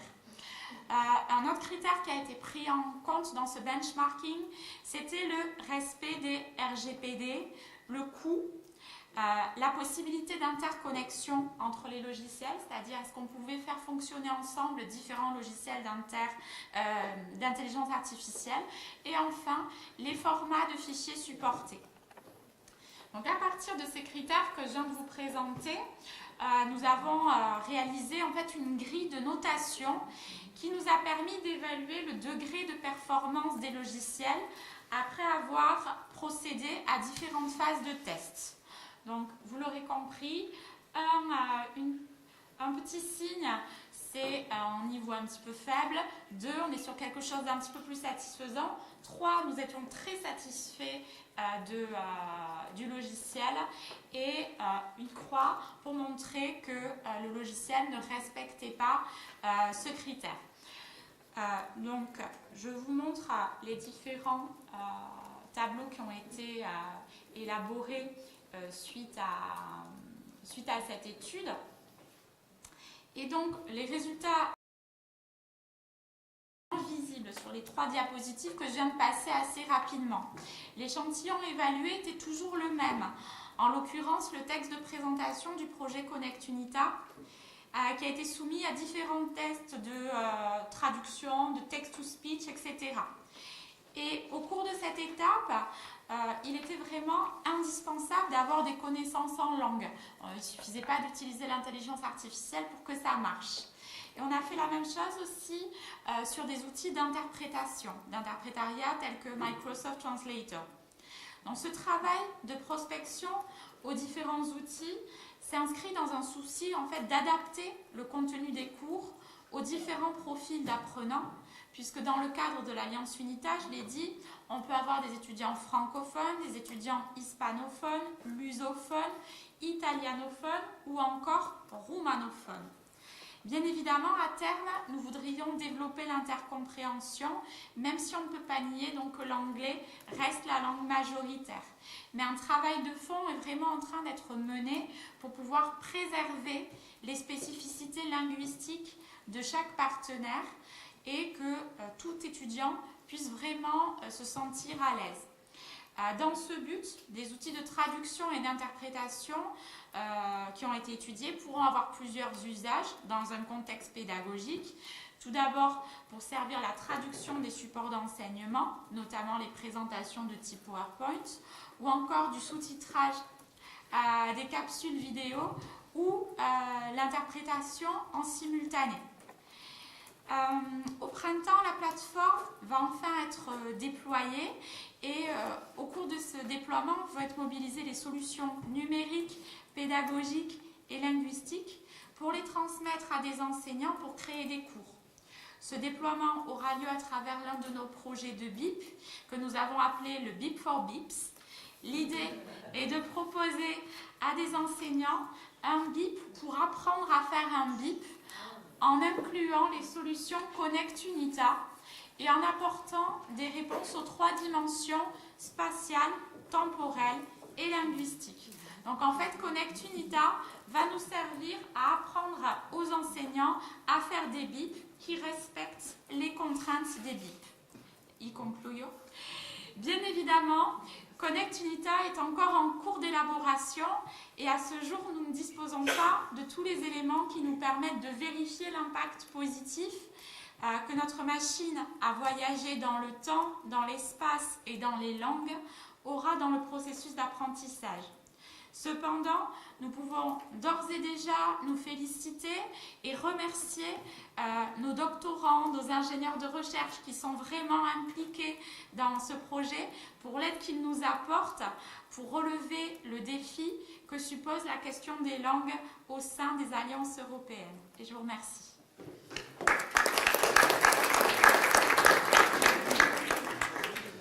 Merci beaucoup pour votre présentation très intéressante.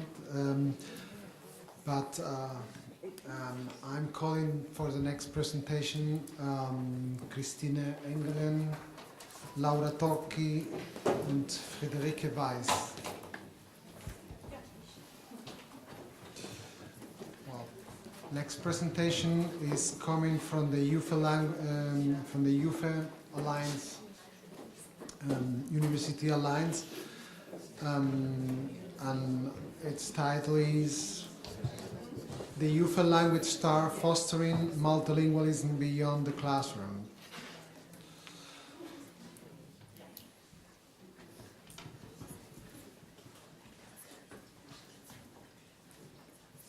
You pronounce my name so well. Oh, thank you very much. Without speaking German. Well, I'm German speaking. Oh, you're okay. That helps. Sorry about Friederike. Yes. Nice to meet you. We're already. We're four. Okay. Yeah, I'll So, present the alliance, so I'll present. remember we have 15 minutes. Yes.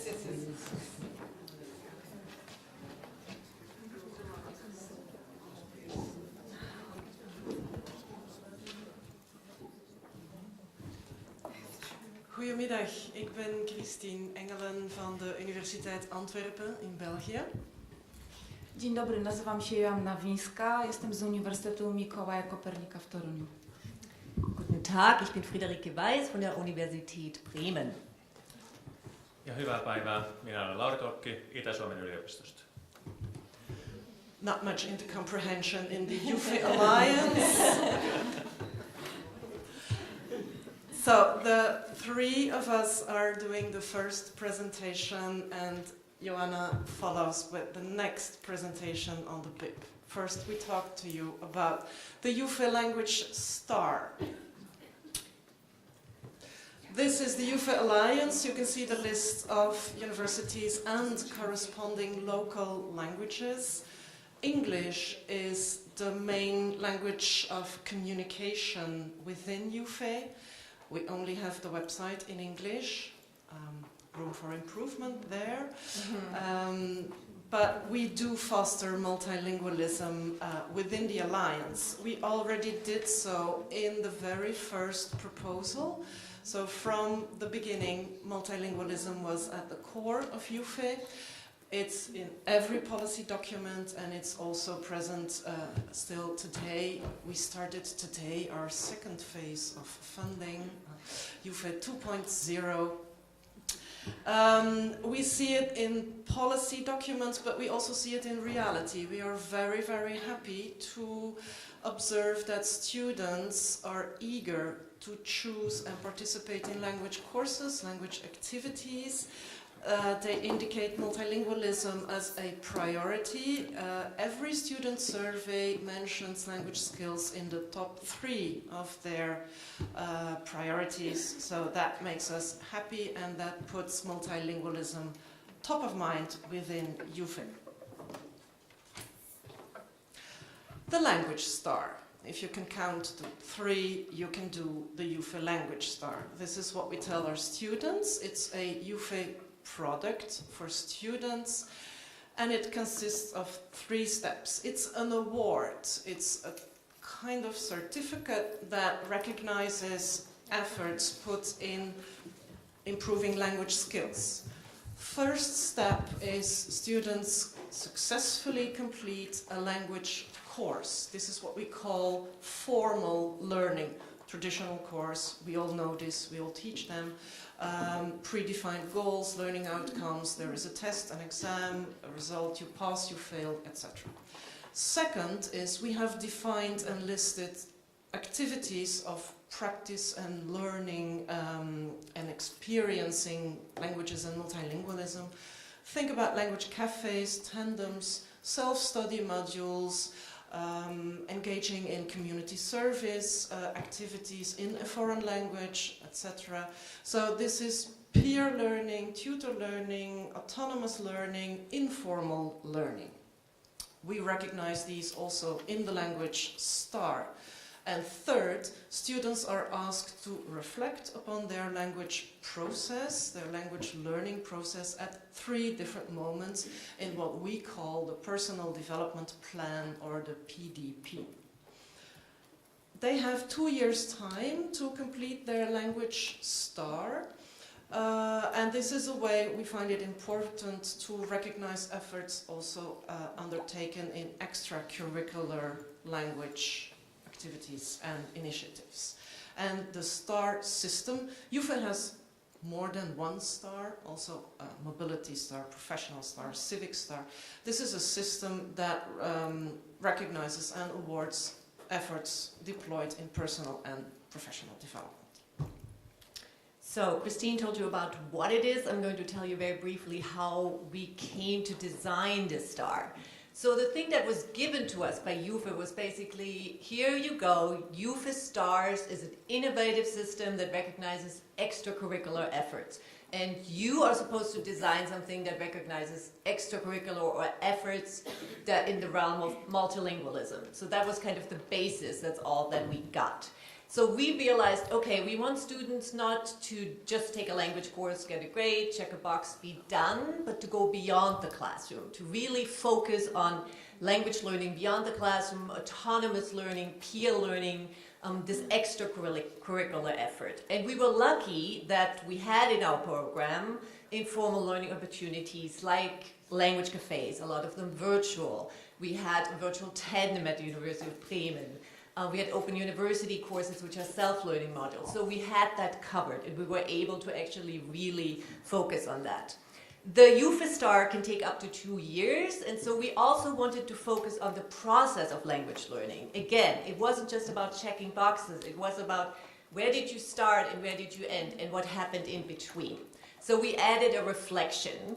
The reflection part was inspired by the ELP, which I'm sure many of you are familiar with. Several of us had used it before, and so you might have seen these reflections at the beginning in a language biography, and then you go to like in between reflections, and at the end you look back at your initial goals.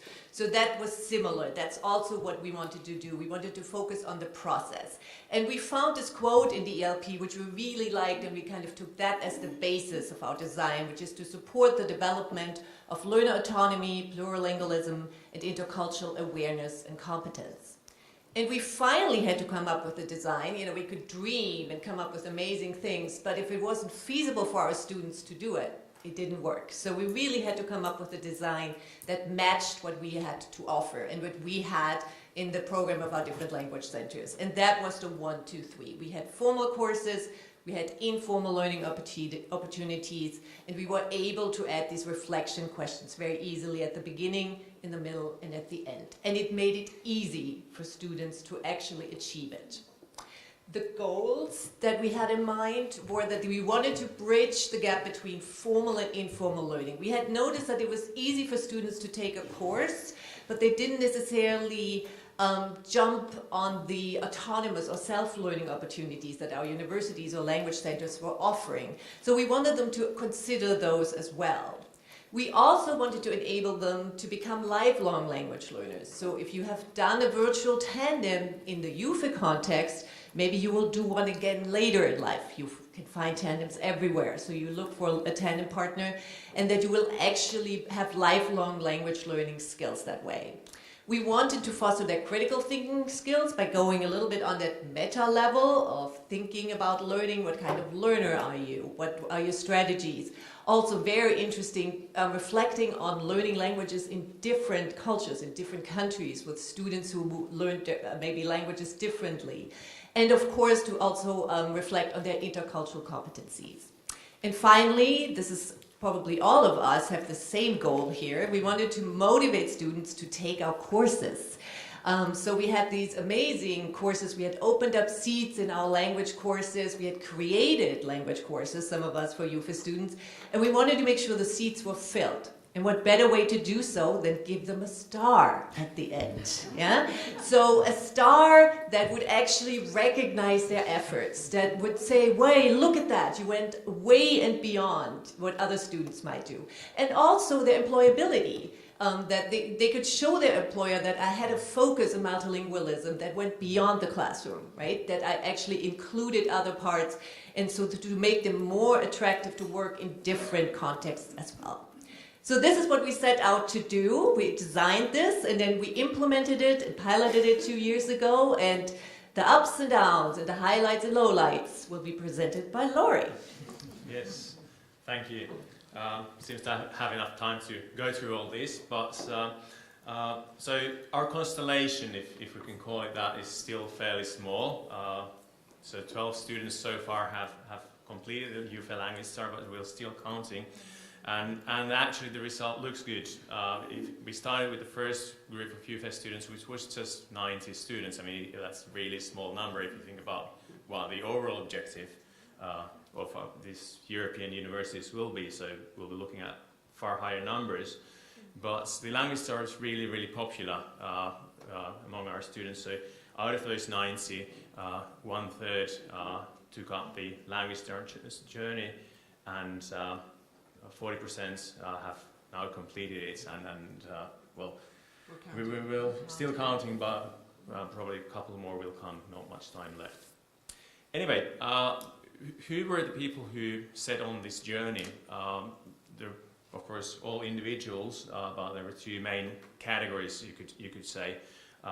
There were people who were already really multilingual, really multicultural, because of different family backgrounds and friends and family all around the world.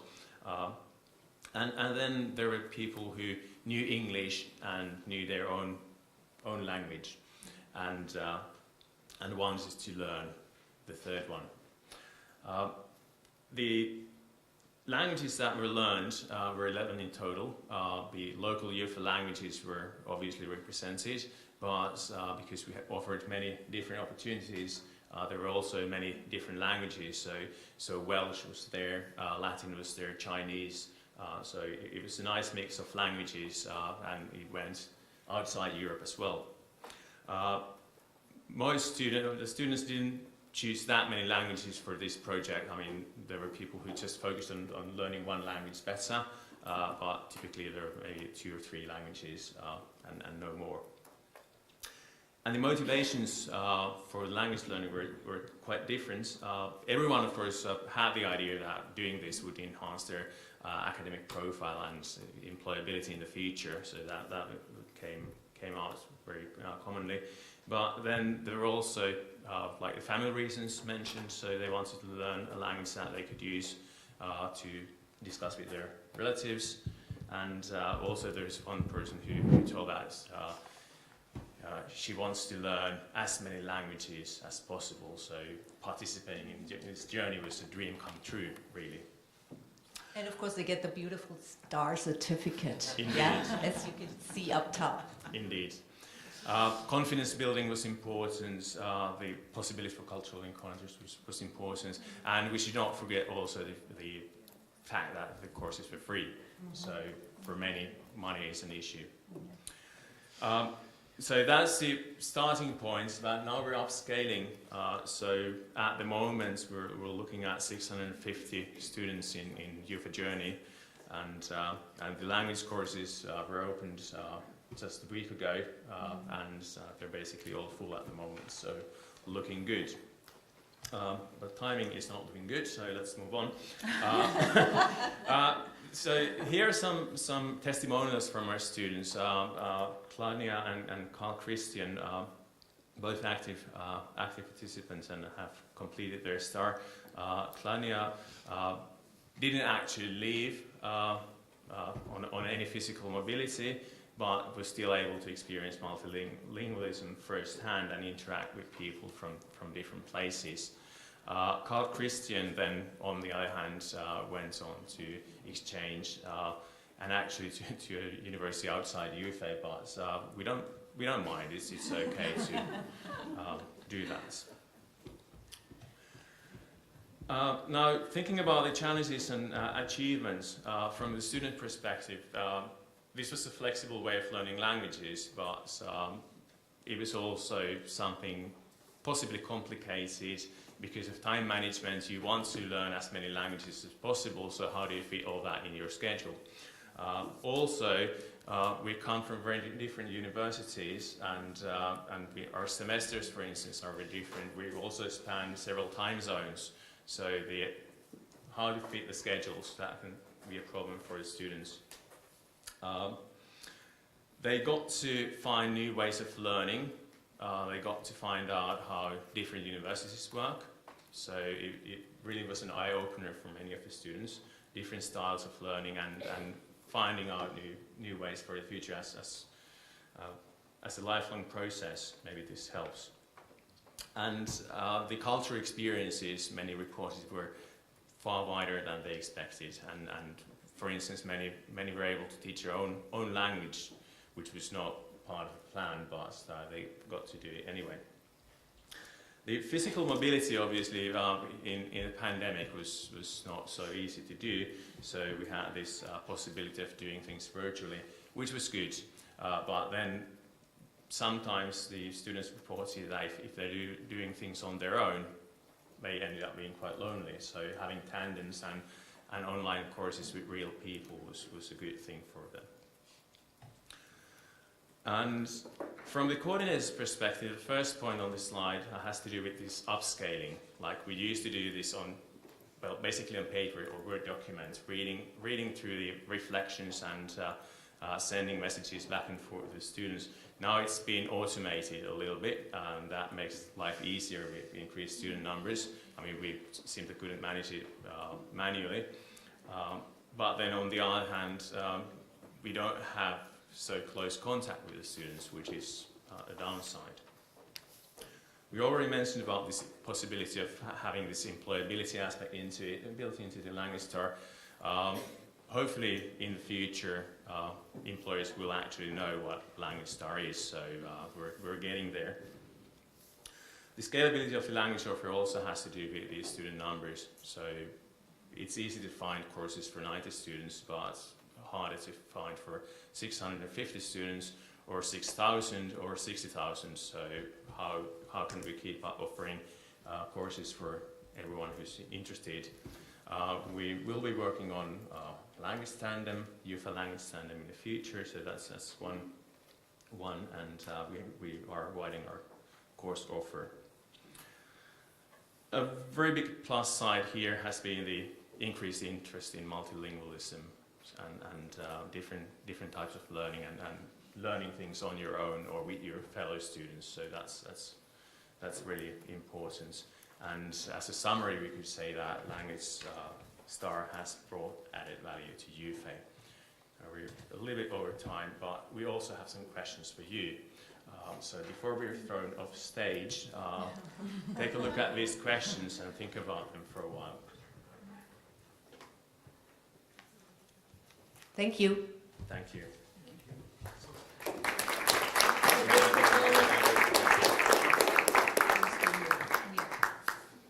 So,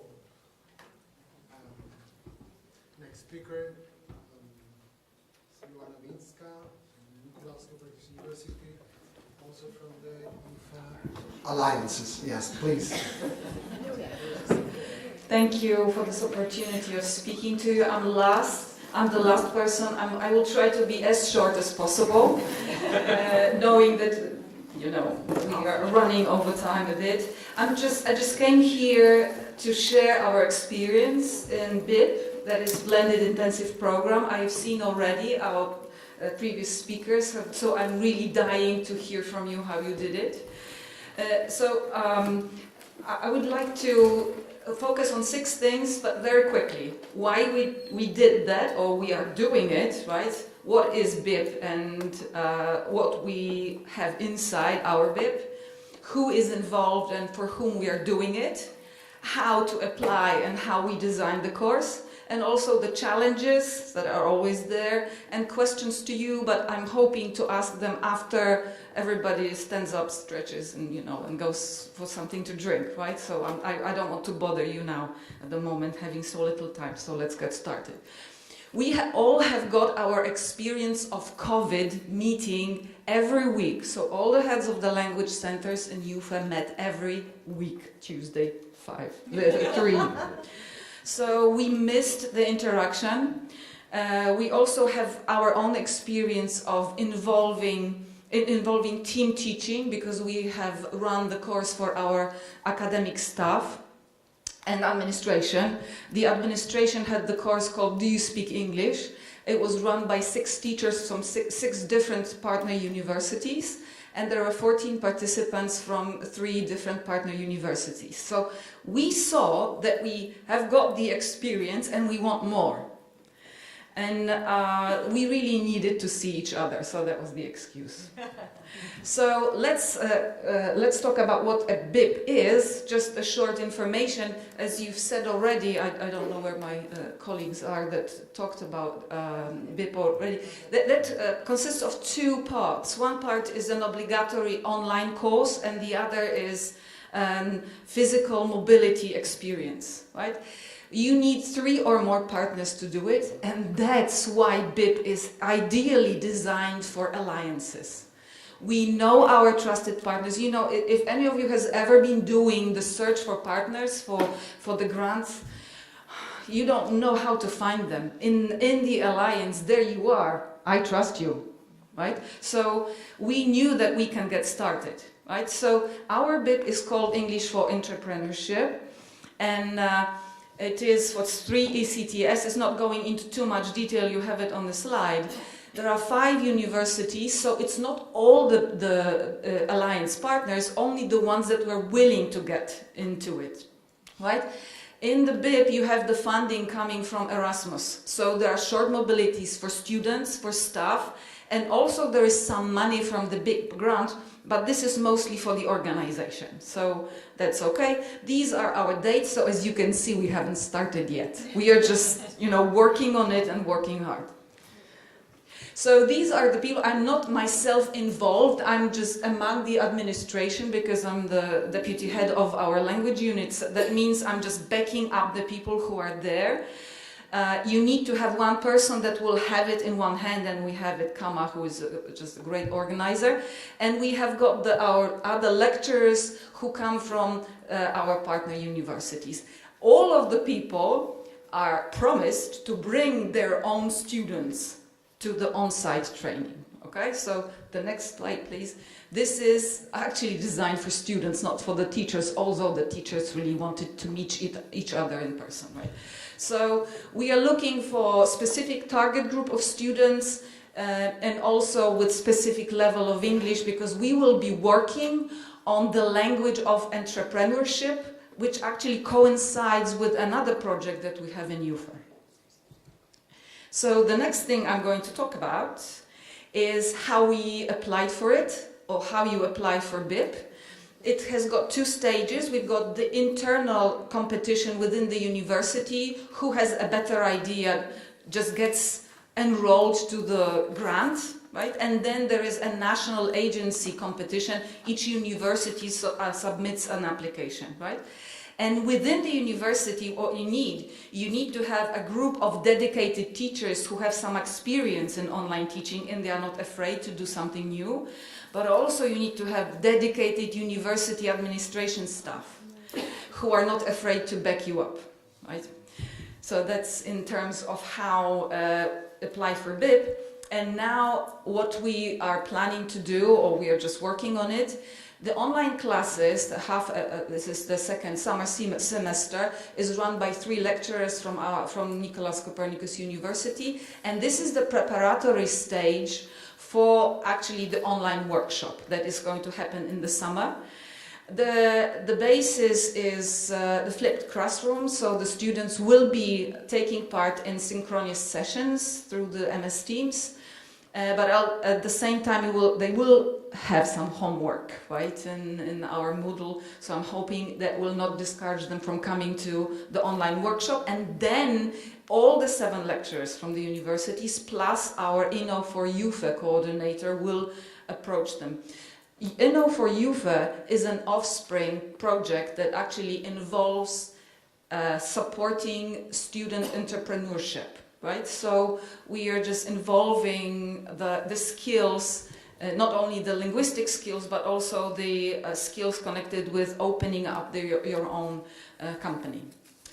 So as you can see, there are some topics involved in the online workshop, but we are also hoping for some social activities and visiting the city as well. We got nice beer, you know.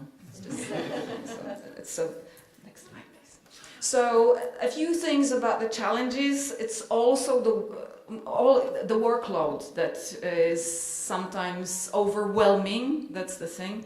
I would like to hear from partners, from the other partners who are doing BIP, how they are coping with their workload. We are a bit scared about the recruitment because the university who runs and coordinates the BIP doesn't have the influence on the recruitment at their partner universities, and you don't get the money if you don't have the required number of students, and that's what we are threatened, right? We are really afraid of. Also, there is a part connected with the university's legal system. They are not always working well. They are prepared for summer schools, but they are not prepared for BIP. So we had to get through the administrative barriers, and that took time. Okay, so I'm not going to complain. We're going to be positive. And the questions for you, I would like, really, this is just my opportunity, I would like to hear from anyone who is involved in any other project than BIP as well. Perhaps you've got some ideas of how to get the languages working within your alliances. So I would like to thank you for your attention and invite for a break and then conversations afterwards. Thank you.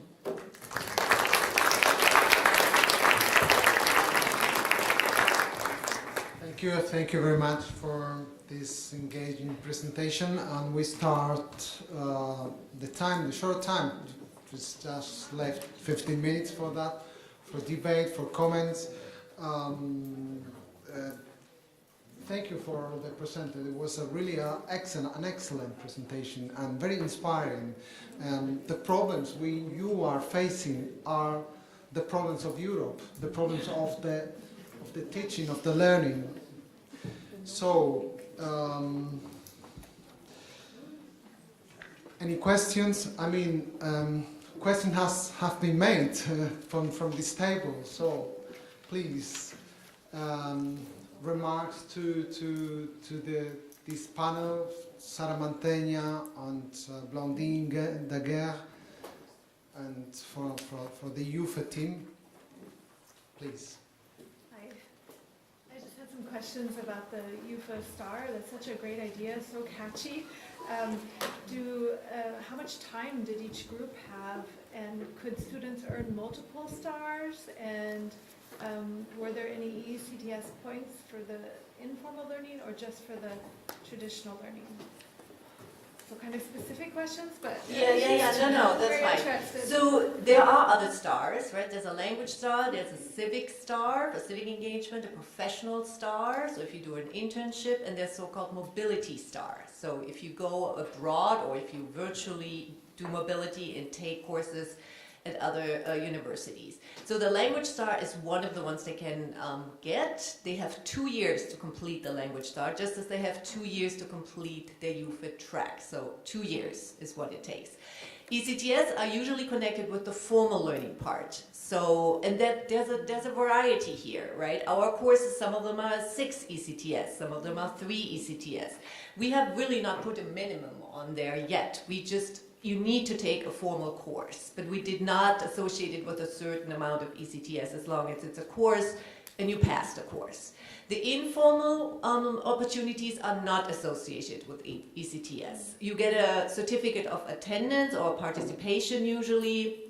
You submit that, and the thing that we did determine though is hours. So I think we said 12 hours is the minimum. So in the language cafe, that means you have to attend about 70% of the sessions.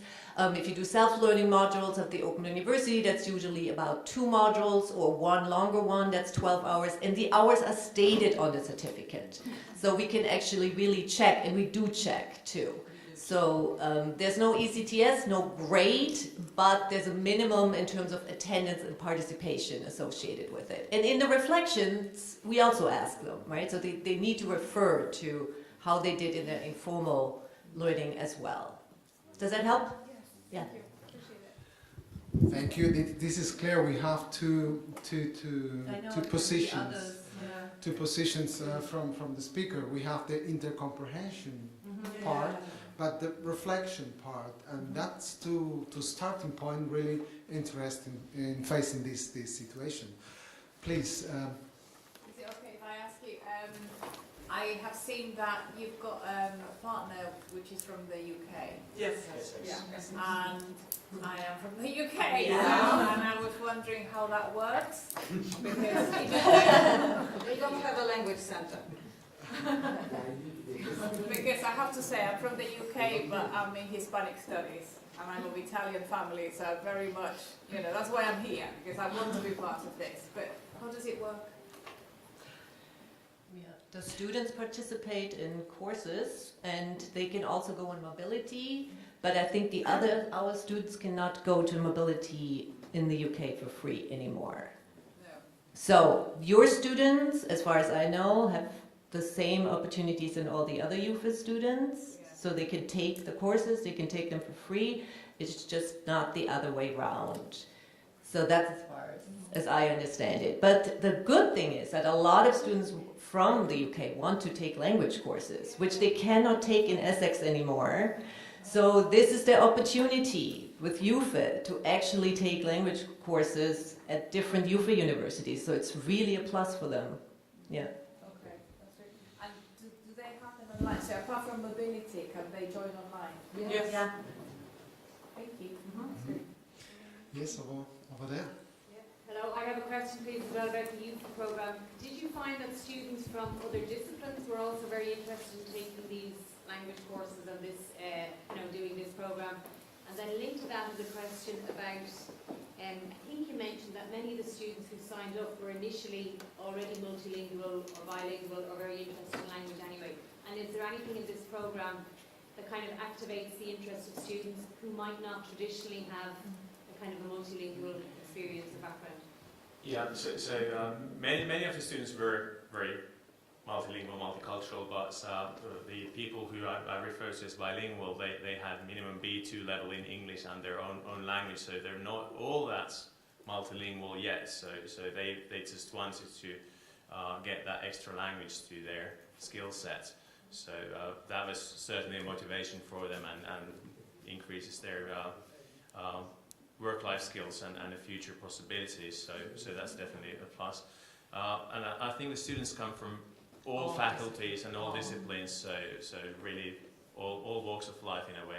And not just the humanities, so quite the opposite, like engineering, medicine, science, yeah, so it's not we don't have a lot of linguistic students in there, so it's quite the opposite actually, it's a range, yeah. We're rather focusing on ESP and EAP. Yeah, Vilma. I would like to continue on that star line. Beautiful idea. You also mentioned that you would hope employers will recognize the certificates. And so, have you had any experience already? Promoting the star certificates, having contact with employers. How they react and how do you proceed with that?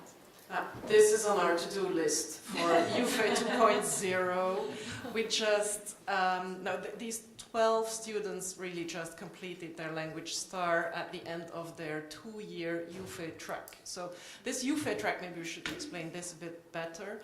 UFE has, I think, overall 200,000 students or something in the Alliance, but there are twice a year there is a call to the students from the second bachelor onward to apply for and to join the UFE student journey.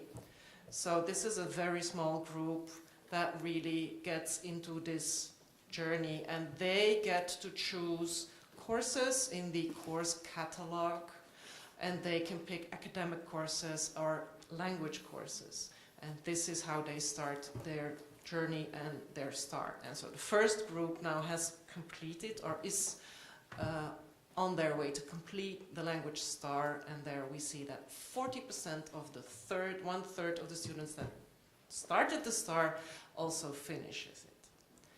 So. But we do hope that the star will become a thing, because students have asked, I mean they really are asking, so they said, okay, I understand like what the Goethe certificate is, I know what the TOEFL, so I know what a certificate can mean, but what does the star mean? And will my employer know what a language star is? And at this point we have to say not yet. But we are hoping. I mean, this is really something that we have to do and that students also have to do. But at the same time, we will still tell them that the star with your certificate, and you might have some explaining to do, but that's okay. Explain it. Yeah? Explain that you had a focus on multilingualism that went beyond taking a traditional language course. So it's okay to explain why you did it and what you did. So at this point, it requires a little bit of background, but we're hoping that, you know, eventually that's not necessary anymore. Yeah. Thank you.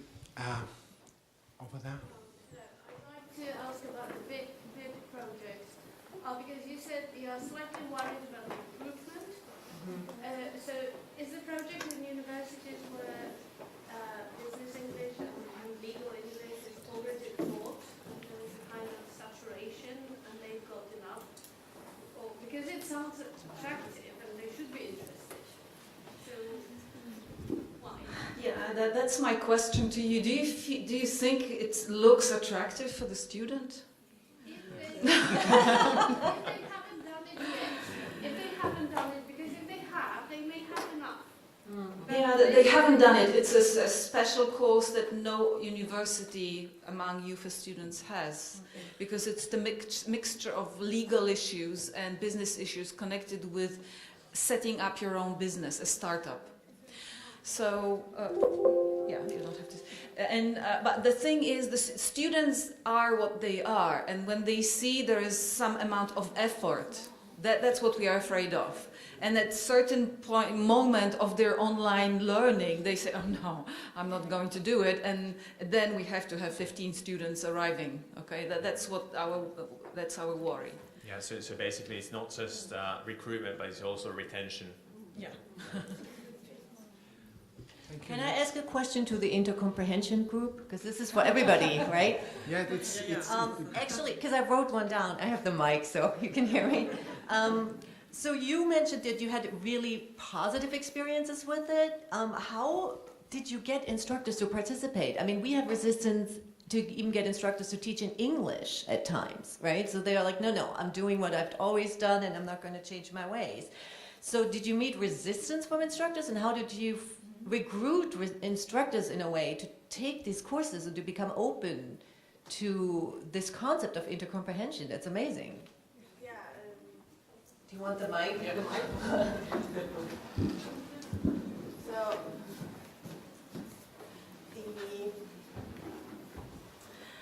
the problem was sorry.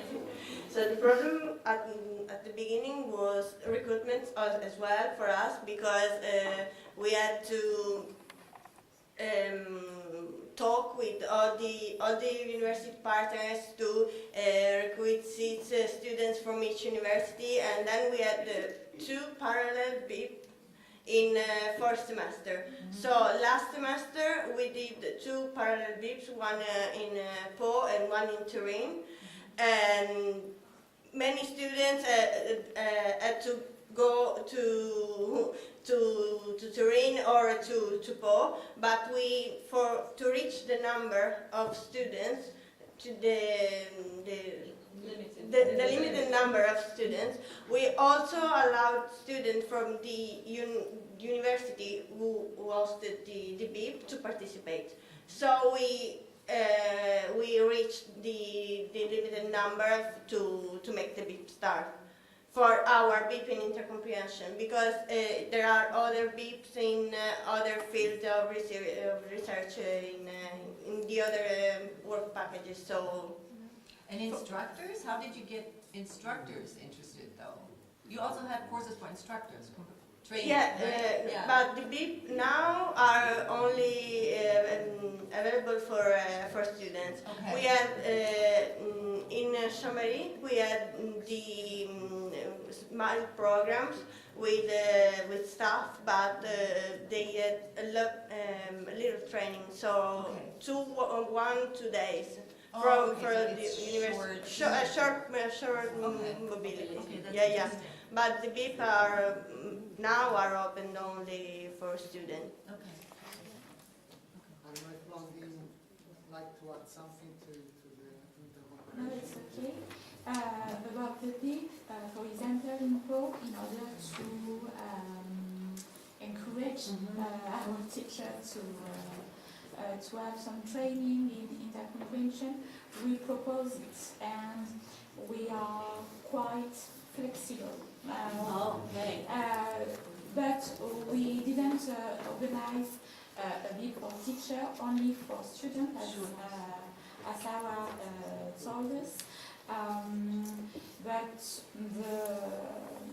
the great problem, the big problem, I think, is the number of participants. Because 15 is not a lot, but it doesn't seem a lot. Yes. And I think it could be a good idea to organize it in summer. When we organize it in July, we have more participants. Yeah, we will see next semester. We will have another 2 weeks on intercomprehension, but in February. So we will see the difference between July and February with those academic schedules, and we'll talk about it. One last question was just the last question. Okay. With regard to the BIPs in CU, we have launched our first BIP. It actually, the mobility period finishes tomorrow. This week we have all the students in Cadiz doing a BIP on marine data literacy, And we had the same concerns about the number of students and would we reach the 15 minimum. The course creators were hoping for about 20 students. They accepted more, thinking that some would drop out, and we now have 32 students in Cardiff doing the course. So be careful what you wish for in increasing the numbers. But I just wanted to add, I know we're very bad on time, you mentioned the workload and the difficulty of recruiting teachers to participate in the BIPs. We are also hearing from the course organisers, okay, so we've got on board a lot of the teachers who are teaching the course, because it's something new and exciting, but they're already starting to ask, what am I going to get in return for this? Because the time that I'm dedicating to this, I'm not dedicating to other things. And with the BIPs being a new programme and many universities not having incorporated them fully into their systems, this is something that we need to look at if we want to continue using BIPs, which I think we can all agree are a great tool for the alliances to use. Okay, I think we need to stop here. So maybe we'll talk more later. We will. Unfortunately, we don't have time to continue here, but we're waiting for the coffee break. Please, thank you to all the speakers, first panel, and we'll give you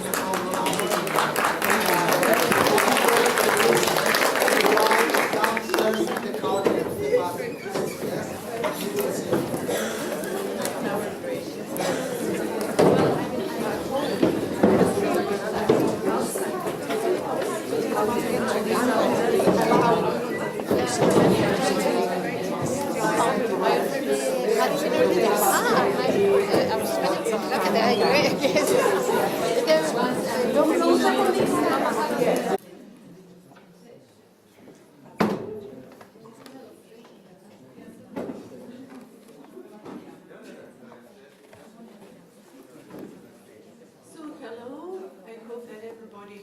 Refreshed. After the break, we can come back again and listen to other success stories of European alliances.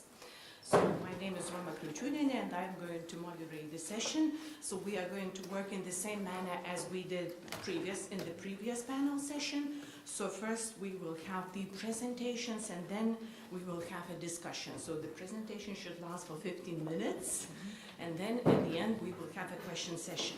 So it's my pleasure to introduce the first presenter today, Laura Howard, so from University of Cadiz, Spain. So Laura is currently a lecturer at the University of Cadiz. So she is a specialist in modern languages, translation and interpretation, language acquisition. She has a wide experience in international relations management on national and international levels.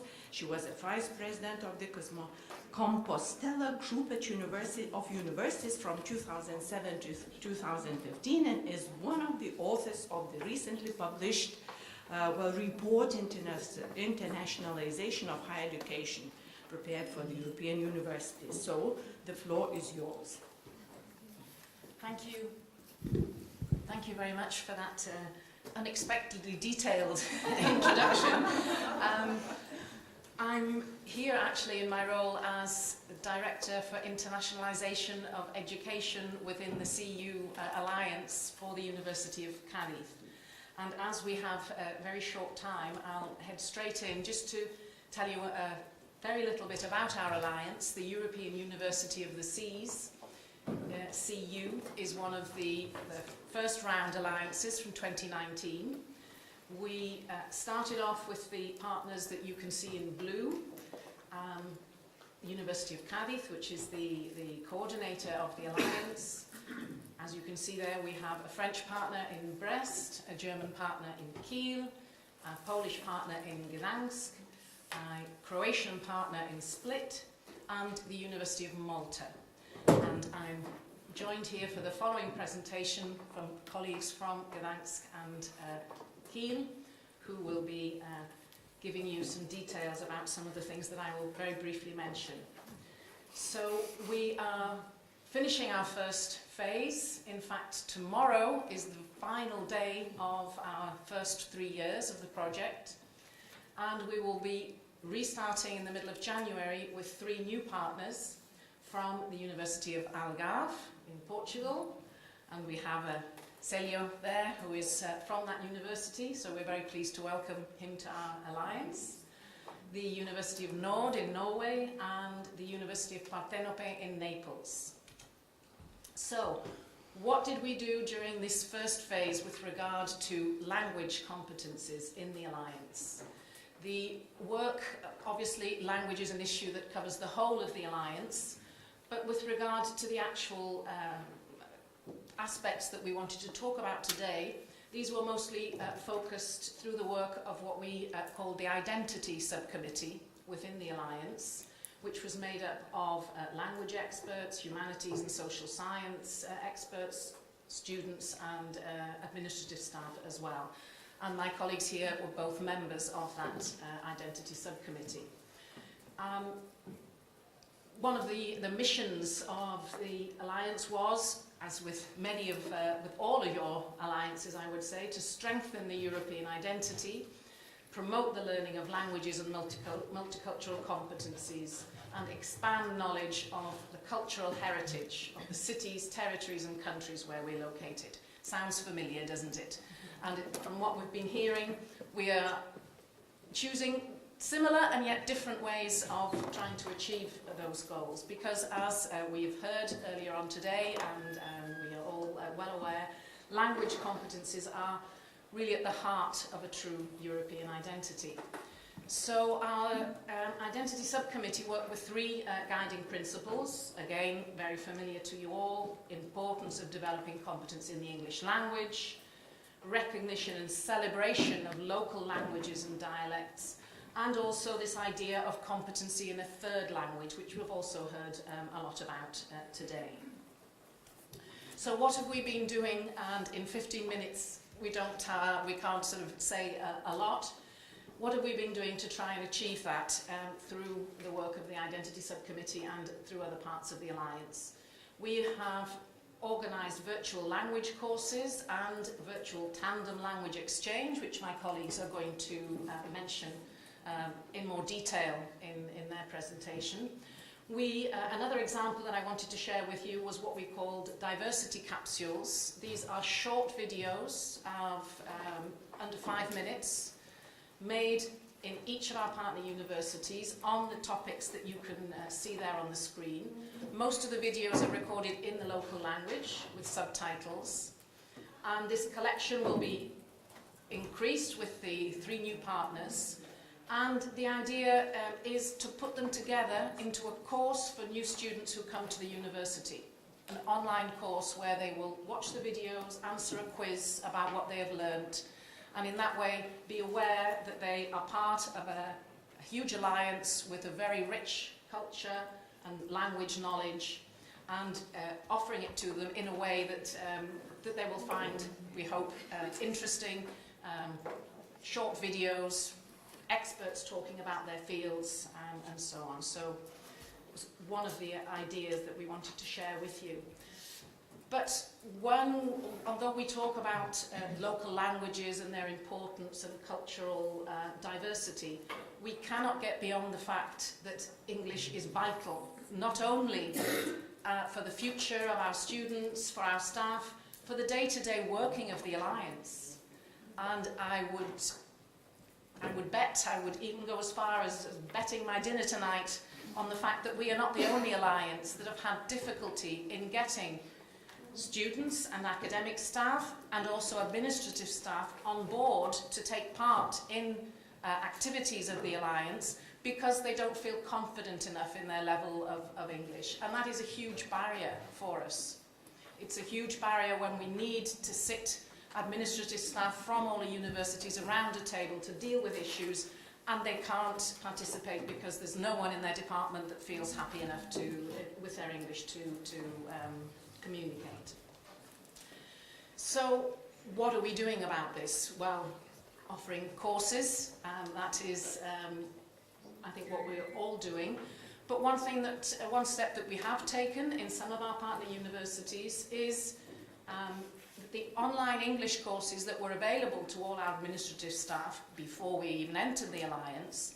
With the Alliance, we have managed to persuade the those in charge of all the administrative staff to allow those courses to take place during the working hours, so that they are doing these online courses from their work space online, but they are given the time to attend the courses. And we have found that that has greatly increased the take-up from the administrative staff and made them also appreciate the fact that it was the Alliance that made that possible for them, something that they've been trying to be able to do for quite some time.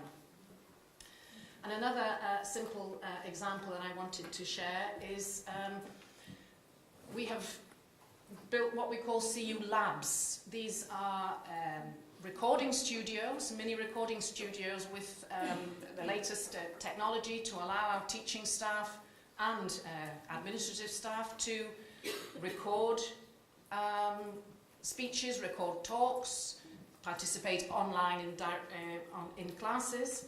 But why am I mentioning these? I'm mentioning these because one of the things that we felt was very important was to have the auto cue. And I don't know if you can see that on the picture next to the screen.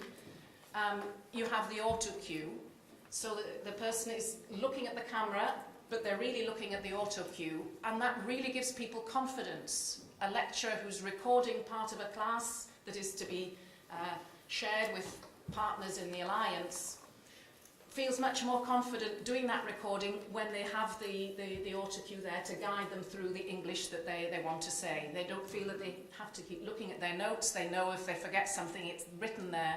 And we found that that has meant that many staff that wouldn't have agreed to do a recording now felt confident enough to do that.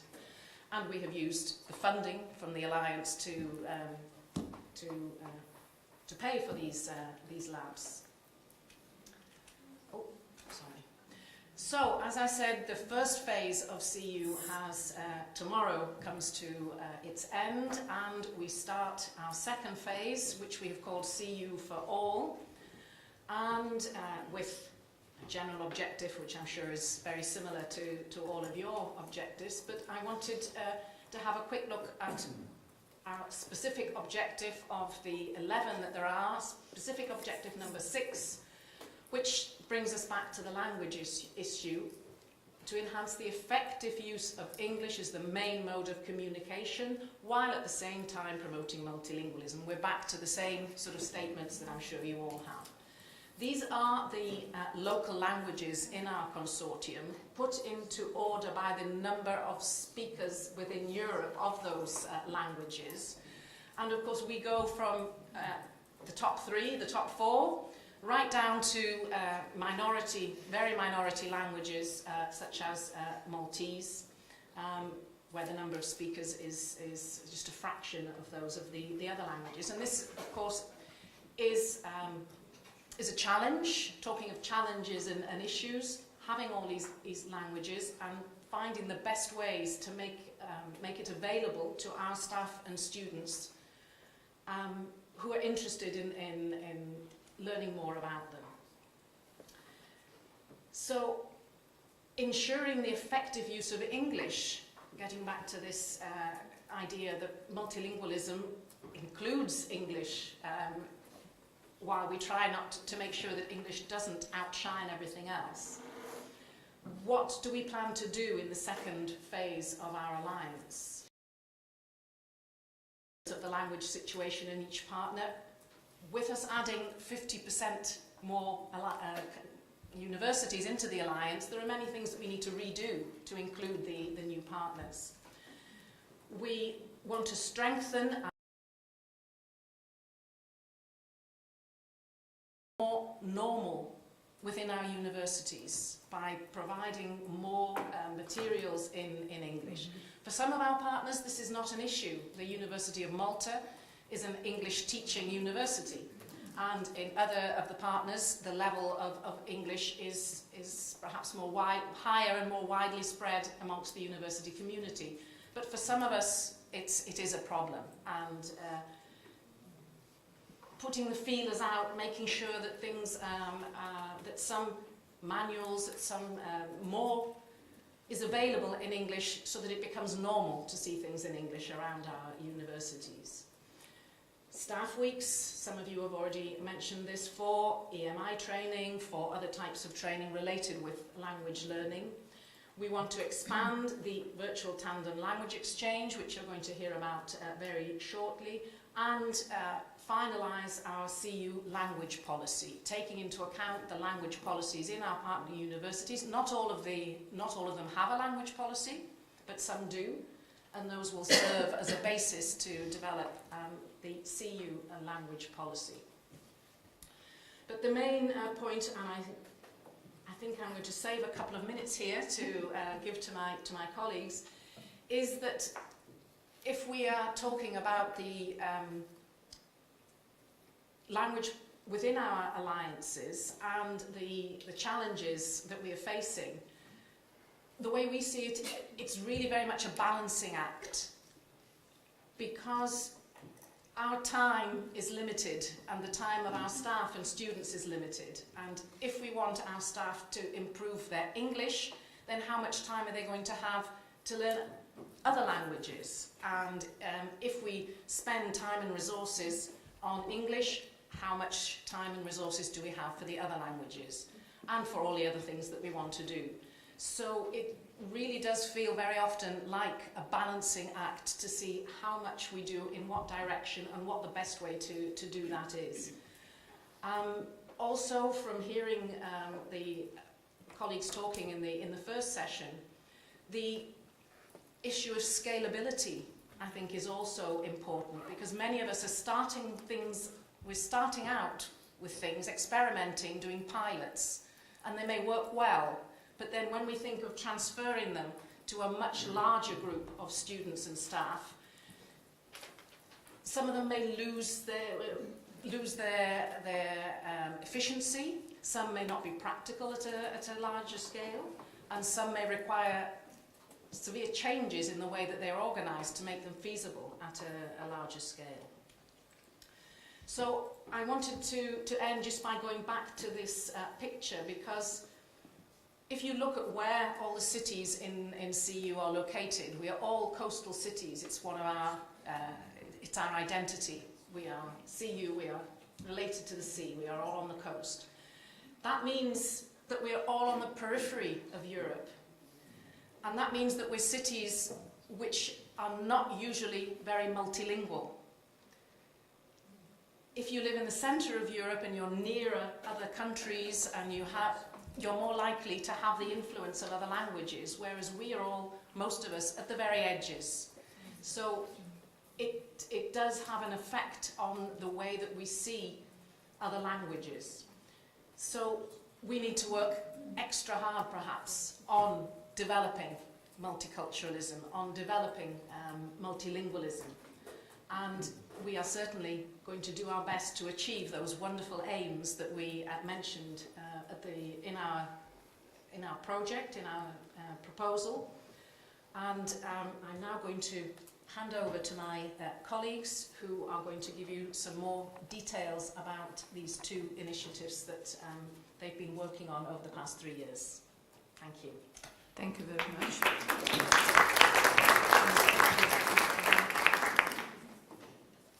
Okay, so now it's over to your other colleagues, and we are to listen to your presentation on fostering multilingualism within the European University of the Seas Alliance. More details, perhaps. Okay. Musical chairs. Okay, I see.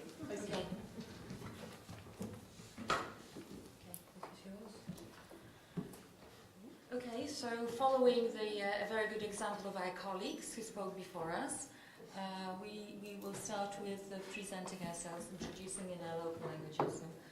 Witam Państwa serdecznie, nazywam się Magdalena Wawrzyniak-Śliwska, przyjechałam do Państwa z Gdańska, z Uniwersytetu Gdańskiego, w którym pracuję w Instytucie Anglistyki i Amerykanistyki. Und ich bin Svenja Schilling, ich komme von der Universität von Kiel, der Christian-Albrechts-Universität, und ich arbeite im Institut Deutsch als Fremdsprache. As Laura introduced us before, all three of us work together within the CU Alliance. Laura, thank you very much for doing the introduction, for presenting the Alliance. And me and Svenja, we're going to talk about two examples of how we try to foster multilingualism within the European University of the Seas. So I will start to talk about virtual language courses, which was one of the initiatives initiated by Kiel University, who was our leader in this task. Virtual language courses were additional language courses for our students and staff. They were built on top of regular courses students take in the universities. They were free of charge and online. The aims that we saw was to enhance multilingualism and, of course, but also to give our students greater or more opportunities to learn foreign languages, to broaden students' horizons, but also to encourage students and staff to learn, to improve, and to practice foreign languages. And we also had in our mind the aim of presenting and supporting 10 languages that are native within the Alliance, and because these were the languages that were taught in our virtual language classrooms. What we wanted to achieve, of course, was a number of other things. First rule we applied was reciprocity. Each university was developing courses that taught the language or languages that were spoken in the country. And the courses were open, first of all, to other members of our Alliance. And then, if there were enough places, they were also open to our university, the host university students and staff. We wanted maximum impact, so we wanted to go big. Therefore, we opened all the courses to all universities. Flexibility, we had different attitudes. Some courses were very short, like 1 week or 2 week courses, intensive courses. Some of them were like 2-month courses. So here, everything depended on what we wanted to do, what teachers were ready to do, and also the needs of the students. Inclusion, the courses were free of charge, so we hoped to include also those students who not necessarily have extra cash to pay for language courses, which are expensive in many places. And also, when we were looking at the organization of the courses, we wanted to move the responsibility to individual universities. So we agreed on a common policy, on the rules, on the platform, but each university had a local coordinator who was responsible for the course. This slide shows how many courses we offered in a trial period last academic year. We offered in total 33 courses as you can see in these languages. German, University of Kiel was the most hardworking university, offering 8 courses. Then Split, 7, but 3 of them were not opened. We were just running after Split, but in our case, as you can expect, Polish is not a very popular language, so there were not too many students abroad interested. The majority of our students were Ukrainian students studying in Gdańsk, who joined those online courses to improve the Polish.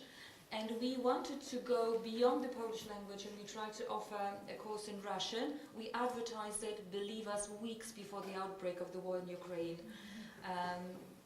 Nobody signed up for this course. Nobody. So the popularity of the Russian language as a foreign language dropped drastically.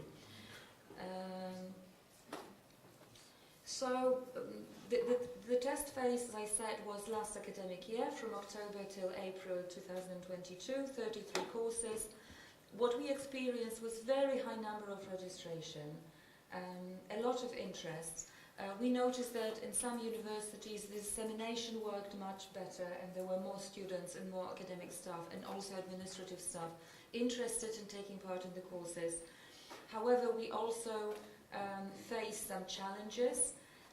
Very high dropout rates, I'd like to mention. So a lot of students interested, but then at some points we couldn't open a course because there were 2 students left, for example, or 1 student left only. So this is one of the things we'll need to focus on in CEU 2.0. Financing, most of the courses were, as I said, all of them were free of charge for students, and we want to keep them like this. However, there is a problem with the financing, who should pay for the teachers' work and the administration staff work. And dissemination is that we should work on that as well.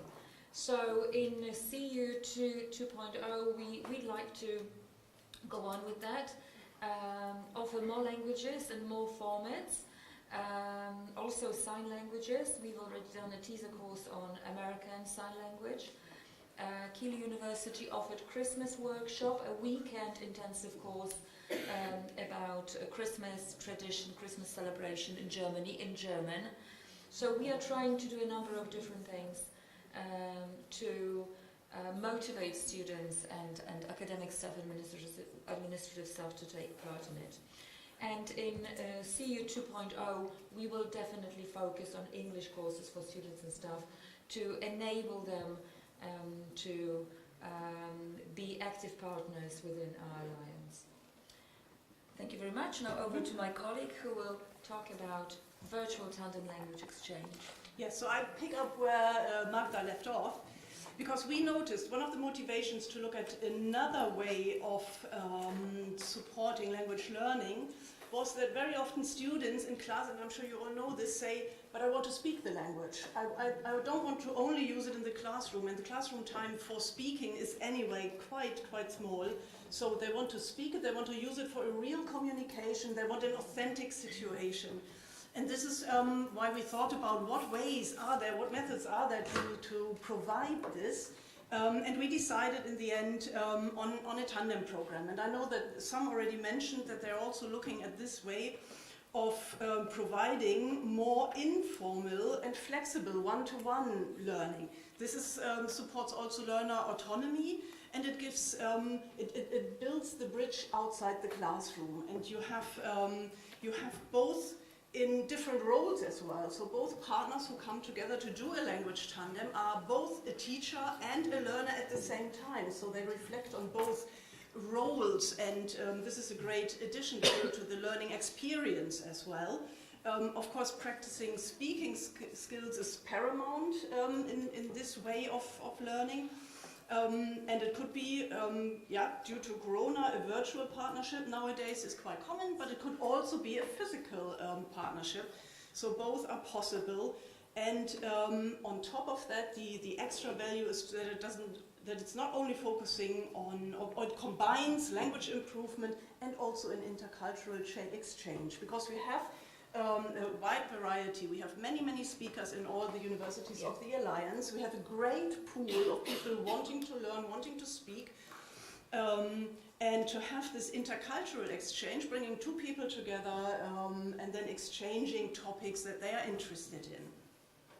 So we had 3 stages in which we developed this idea of a virtual tandem language exchange, VTLE we called it. So first, in Kiel, the idea was born, and we tested it in Kiel, for staff or for members of Kiel University.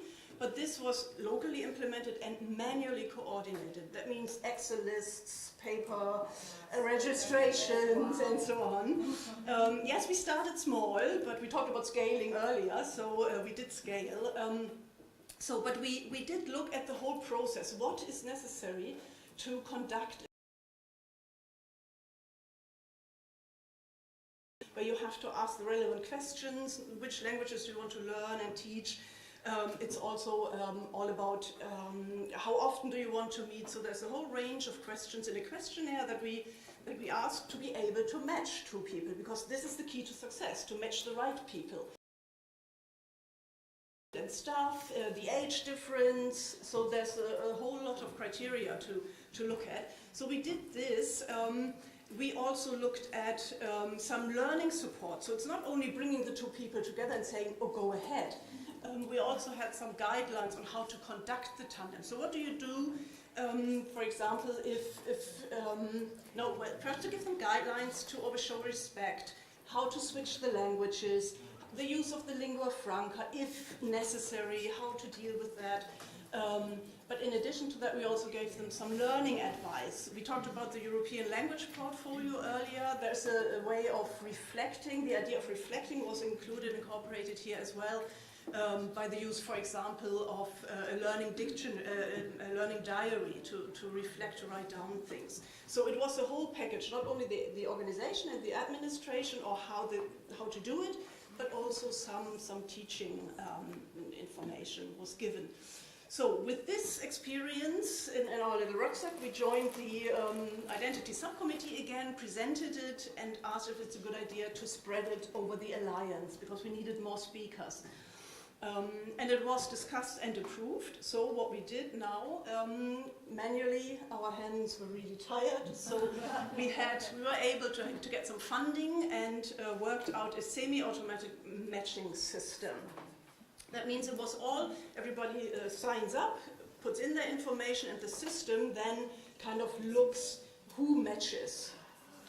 And of course we wanted it for our alliance, so we had to limit the registrations to the people from our universities. And the system fortunately was able to do that by using the emails, so only official emails were allowed when signing up. Then the system comes up with matching suggestions from the pool. We have to accept them, so there is a human part as well. The coordinators do that, and Magna is one of the coordinators in this. So the partners agree, they meet, see if everything works out, discuss the details, how often to meet, when, virtually, and so on. Then they conduct the tandem, and they give some feedback. So we have some quality control in there as well, because we want to see how successful and effective the learning experience was. The last step was not all this coordinating work should be done in Kiel. We wanted also to share the workload within the alliance. So we worked out a virtual office that each university nominated a coordinator for this. We worked out how to deal with issues like using the platform, email, that we can all be together in a virtual office but not at the same time. We conducted some training, had coordinators meetings, set it up, and now we're in the testing phase, and hopefully, as Laura mentioned, in 2.0, it will really kick off with all the universities. Mm-hmm. So, what about numbers and figures? We had 255 people in the pool at this point in the automated system. 2/3 of which are female. I don't know why, but that might be some interest for socio-science to see. But interesting is, and this is also corresponding and referring back to what was said earlier, some universities are more active than others. Yeah, we can see that Gdansk, for example, has the very, very large chunk. So people at the University of Gdansk, which are not only like the Polish students, but of course all mobility students who are at the university at the time, provide a large share, together with Cadiz and Kiel. So the three of us are here, I don't know why. But of course it has multiple reasons. Malta, for example, is a very small university, so we can't expect the big numbers. And there are other, of course, possibilities. Interesting also is to see the status of the people joining the tandem program. As expected, I mean, students is the majority at the universities who are learning a language. So we have, again, almost, I would say, 70% students, but we do have quite a large bit as well of PhD, working staff, academics. And the smallest, and this also was mentioned earlier, the non-academic stuff is quite small. So this is something that we would like to increase in the future as well, to have people join this program also when they're working in administration, for example. I mean, it provides the possibility to have an informal opportunity to use the language. So there's no testing involved, and it's a real conversation. You have somebody you're interested in and you exchange information, you communicate. Okay, I'm sorry, will you? Yeah, yes. Okay. So we have 9 tandems at this point in progress, and you can see that English features very, very much. So most of the tandems are English paired with German and so on. I don't need to go into detail, you see it.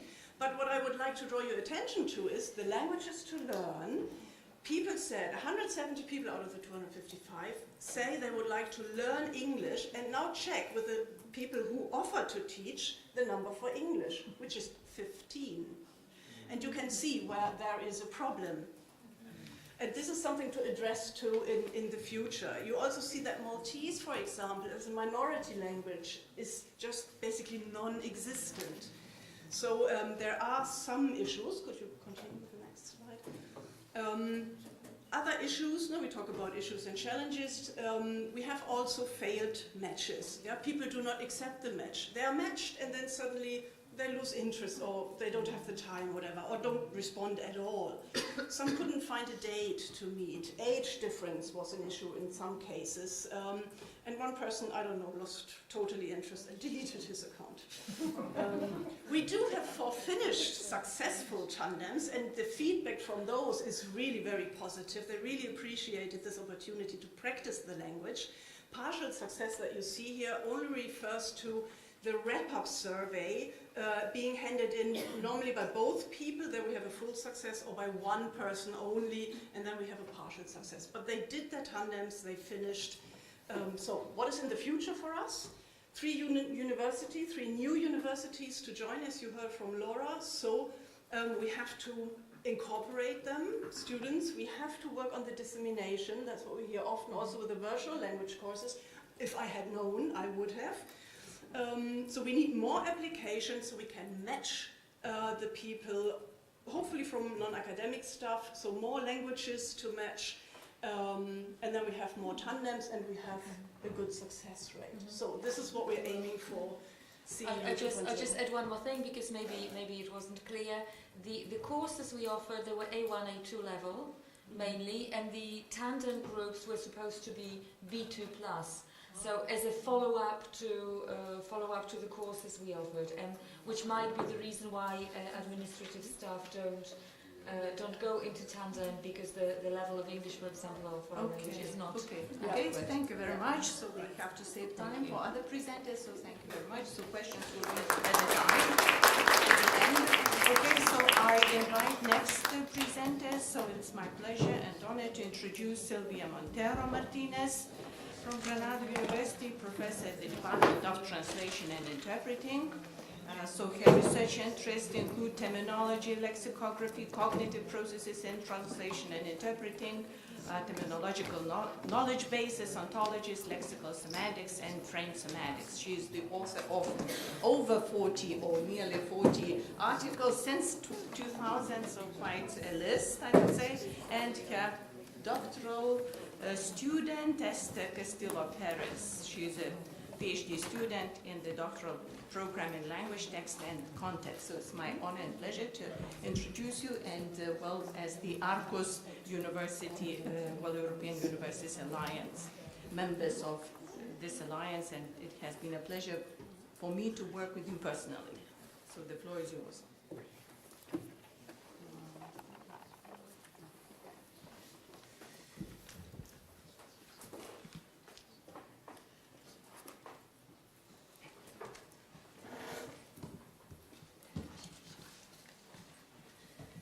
Thank you, Roma, for the introduction. I wasn't expecting that, actually. And good evening, I guess, everybody. Thank you for being here. As you probably know, the Arcus Alliance is a consortium coordinated by the University of Granada. From 2019 to 2022, the partner universities have been Bergen, Graz, Leipzig, Padova, Lyon, and Vilnius. From 2022 to 2026, the Alliance will also include the universities of Minho and Wrocław. As an introduction to our new terminology tool, which is called Arcus Termbase, we would like to mention that there are already numerous quantitative studies in the corporate sector in which it is estimated that in 70% of cases, different terms are used to refer to the same concept. Another interesting observation is that 85% of employees may use a different term from the one used by their colleagues in other departments, again to refer to the same concept. And the same situation can be found in the academic sector.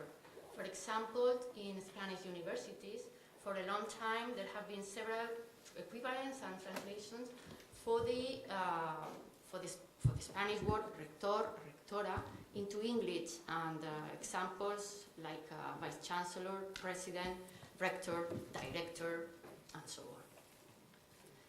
The same goes, for example, with the term grado en traducción e interpretación that has been translated like bachelor's degree in translation and interpreting, undergraduate program in translation and interpreting, undergraduate degree in translation and interpreting, and even degree in translation and interpreting, which in most cases is a wrong translation or equivalent. And finally, this variation is also very common in the translation of names such as Escuela Técnica Superior de Ingeniería de Caminos, Canales y Puertos, which we find traditionally translated as School of Civil Engineering, but also we are finding equivalents such as Higher Technical School of Civil Engineering. In short, this lack of consistency in the use of Spanish and English creates communication problems, both for original documents and for inconsistent translations. And this loss of efficiency projects a bad image of the institution, its employees, and its services. This situation is even more complex in the context of alliances, such as the Arcus European University Alliance, where universities with different education systems and different languages have to agree on the meaning of concepts, as well as on the designations they use for these concepts. In order to promote multilingualism, it is also important to agree on the names of the structures, objectives, and actions of the consortium itself in all the languages of the alliance. And furthermore, it is also necessary to identify the relevant services and bodies of each partner institution together with their official names and official equivalents in order to facilitate communication internally and externally. So to help with these needs at the Arcus Alliance, we have designed and implemented an institutional terminology management protocol, and we're also working on the development of a variety of language tools. First of all, in these settings, terminology management is performed for normalization and harmonization purposes. In other words, the use of proprietary and frequent terms is regulated according to criteria based on the interests of the Arcus Alliance at a specific time and situation. And the end result of this regulatory process is a collection of terms classified in a number of categories. For example, at the Arcus Alliance, we find the proprietary terminology, the terminology specific to the institutions, such as the name Arcus European University Alliance, together with the official equivalents into the 6 languages of the university of the partners in Arcus 1, in the first period of Arcus. Furthermore, along with the preferred and official terms, we include accepted units such as the short-term Arcus Alliance, which can be used in certain communicative contexts. But also we identified a set of not recommended terms, terms which includes denominations that are regarded as invalid for one reason or the other. This is the case, for instance, of the name Arcus written in capital letters, since this is not an acronym but a noun itself. So, and for instance, another example is Arcus Project. This is not a project but an alliance, which is something different. When developing tools to improve language and understanding in Arcus, we also need to consider that the language at any institution is based on 2 pillars, and that's the proprietary and specific terminology of the institution and the existing style guides. In the context of Arcus, we believe that terminological consistency is the basis for a strong and efficient communication. And for this reason, based on the knowledge gained in the construction of the terminological resource UGR term at the University of Granada, Arcus is building an online terminological resource called Arcus Tembase in all languages of the partner universities in order to facilitate the effective multilingual communication as well as to keep consistency in the concepts used. This multilingual Tembase is an open access resource that includes English as the lingua franca and the 6 languages of the institutional partners during Arcus 1. This tool will be launched by the end of the year, containing the multilingual terminology processed in the past 3 years, thanks to the work carried out in Work Package 4.9. In the Arcus 2 period, Work Package 11 and Work Package 12 will be adding the languages of our new partners, that is Polish and Portuguese, and we will continue the creation and updating of terminology collections. And now, Esther is going to give us a glimpse of the basic functionalities of the Tembase and the type of entries it contains. So, Esther, when you're ready, thank you. So, thank you, Sylvia, and good evening to everyone here. So now we're going to see the actual database, which is over here. So as you can see right here, I hope you can see it all right, yeah. This is the interface of the Arcus Tembase homepage, and it is divided into different sections. You can see right here in this area, we have the number of terms, the number of languages, the search box, and we also have included an advanced search engine. If we keep scrolling down, we find the terminology collection index, and I will explain in just a bit what we really mean by this. If we keep going down, we have the latest terms added, and another section devoted to reports, materials, and partners' terminology resources. So going back to the terminology collection index, here we can find a list of fields and subfields that allows the structuring and the accessing to the terms included in the term base. And so far we have established 4 different collections. So right here we have the Arcus Adult Glossaries, then we have the Arcus 1 proprietary multilingual terminology, we have also the Arcus 1 Partners Institutional Terminology, and the Arcus Multilingual European Higher Education Terminology. So now we're going to have a look at the Joint Program Development English Glossary, which is part of the Arcus Adult Glossaries collection. So if we go down here, we will find monolingual entries that include agreed definitions.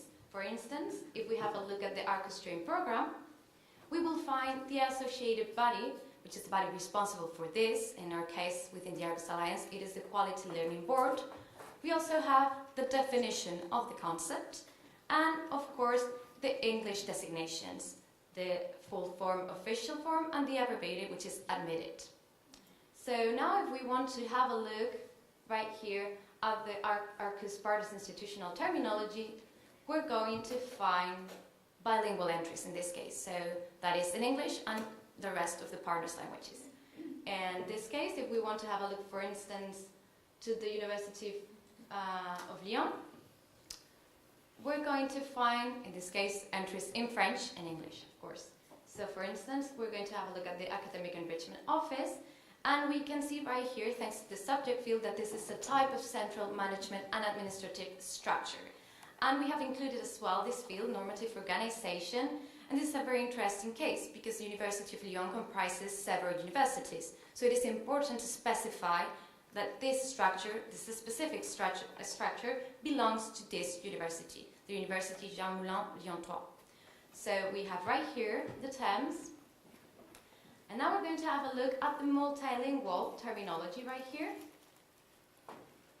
And this, as I just said before, we'll find multilingual entries. And I'm just going to run a search right now. For instance, undergraduate dissertation. Okay. So now we here have the results. And if we keep going down, we have right here the terminology collection, the subject field, and the list of terms. We have here the terms in all the partners' languages. And we have information such as the term type, usage status, part of speech, source, and normative organization, as I just said before. So you can hear here we have French, German, Italian, Lithuanian, Spanish, English just right here, French. So yeah. And now finally, going back to the home page, we're going to run another search in this case. Okay, so perhaps I have to stop you. Okay, will you finalize, Esther? Oh yeah, okay, sure. So I was just going to show the term Arcus just Alliance. 1 minute, okay. Okay. And yeah, well, I guess I will give the floor back to Professor Silvia Montoya-Martinez so she can go through the presentation. Okay, so because we are short of time. Yeah. Sorry. Well, thank you, Steph, for showing us these examples and illustrating the ways to access the information. And just to conclude, I would like to mention that in the short and long term, the benefits of normalization and harmonization within the alliance will help to improve the institutional language, since writing and translating text will be easier and faster, and the use of consistent unofficial terms will ensure that they are appropriate for the international audience. And also normalization normalization contributes to the compliance with the standardization requirements in official documents and information resources, for instance, in the micro-credential certificates and in the new catalog, in the new Arcus catalog of programs and courses. We already have a pilot ECTS catalog that will contain the academic offer within the Alliance, thanks to the standardization of information related, for instance, to joint courses and degree programs.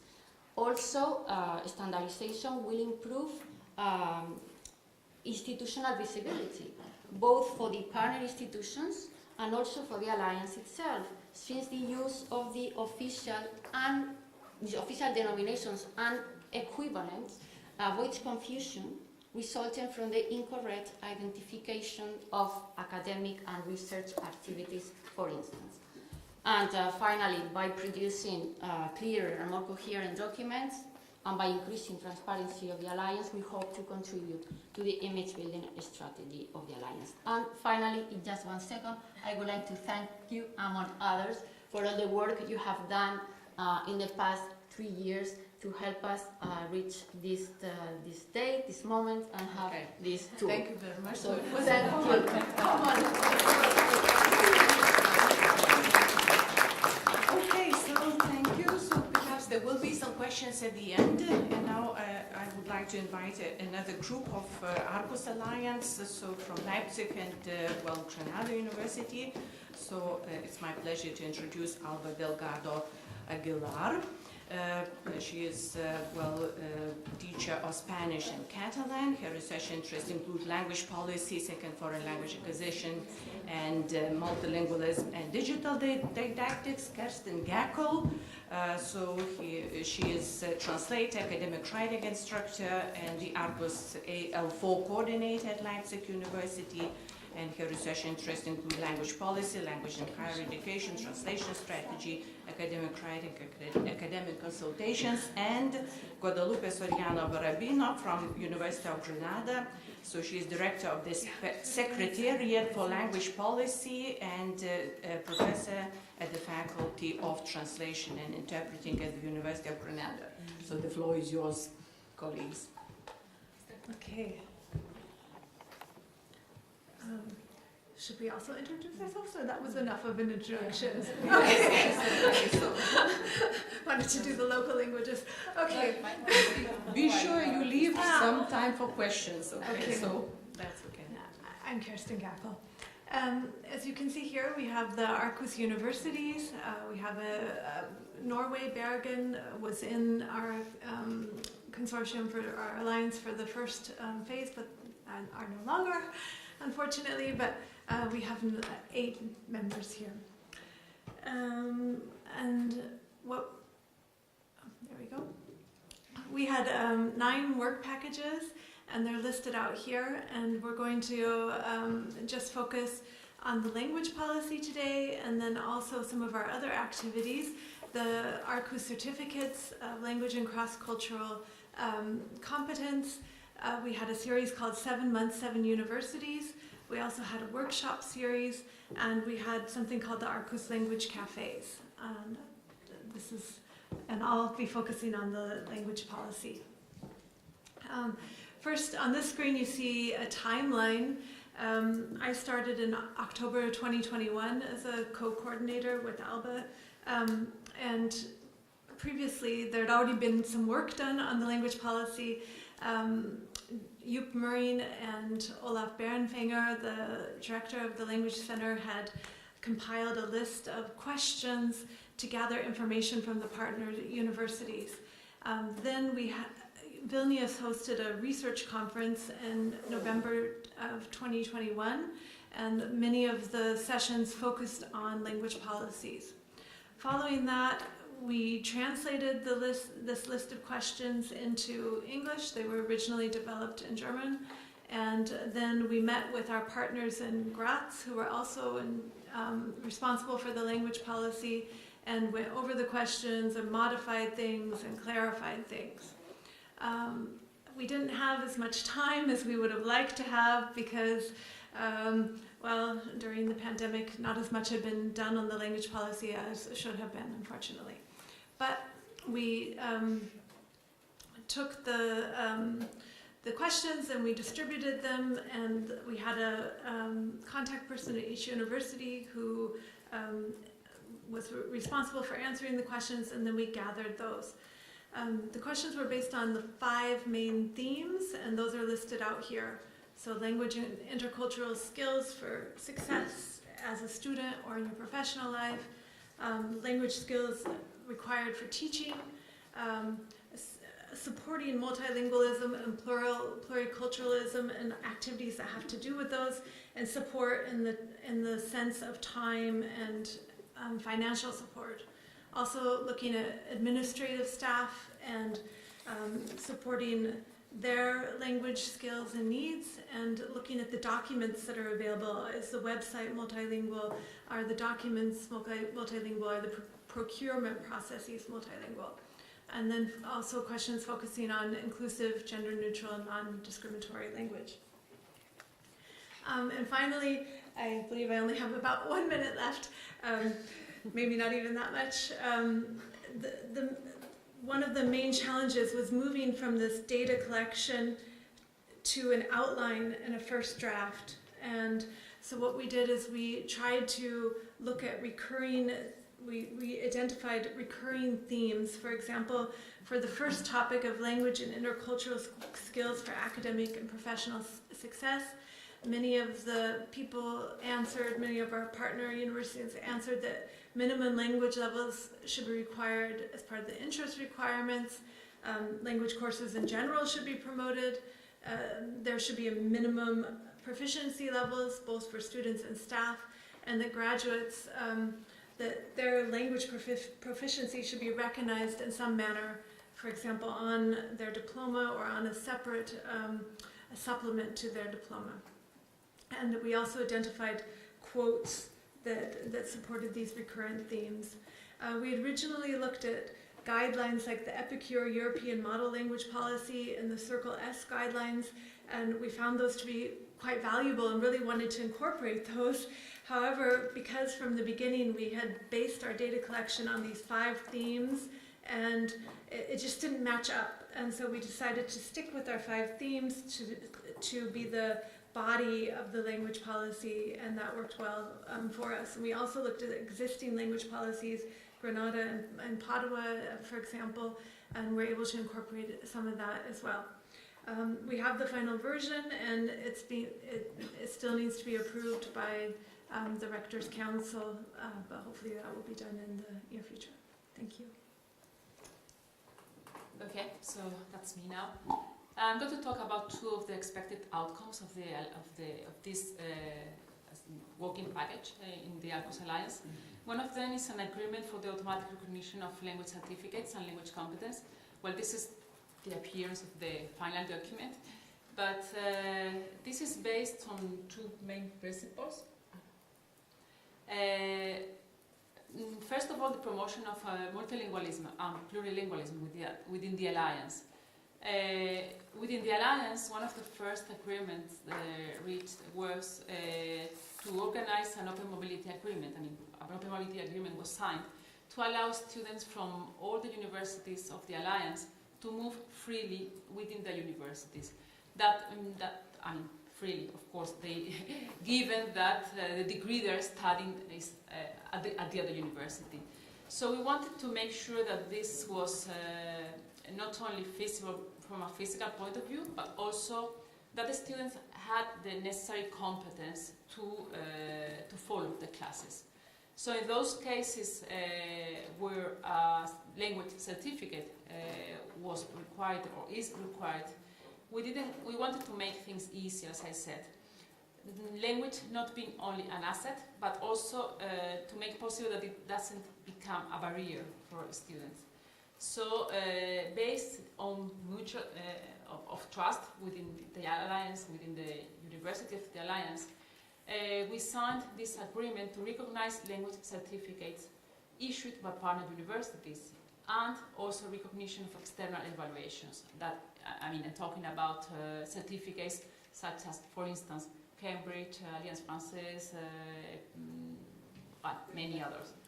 So the agreement basically means that when we are asking students to prove their language competence, we are not going to put the burden on the receiving institution, but on the sending institution, so that things are, all the procedures are easier. And also because we are trusting our institutions, we are trusting our partners, we also trust that the local certificates given, taking into account that they are according to the common European framework of reference, that we accept them, even if they're not the well-known ones, let's say. And that means that we automatically recognize those certificates and make mobility easier. And secondly, I'm going to talk very, very briefly, because I'm panting almost, about another initiative, which is the 7 months, 7 universities initiative. This actually wasn't planned in the work plan, in the initial work plan, and it was the happy result of a series of difficulties.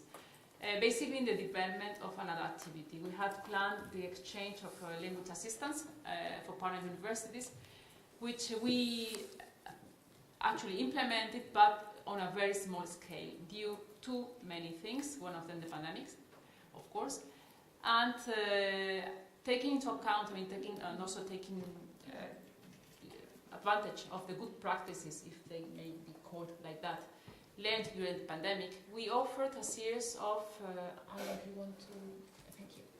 a series of online lectures, which were broadcast live on YouTube, and they are still on YouTube. You can watch them if you want.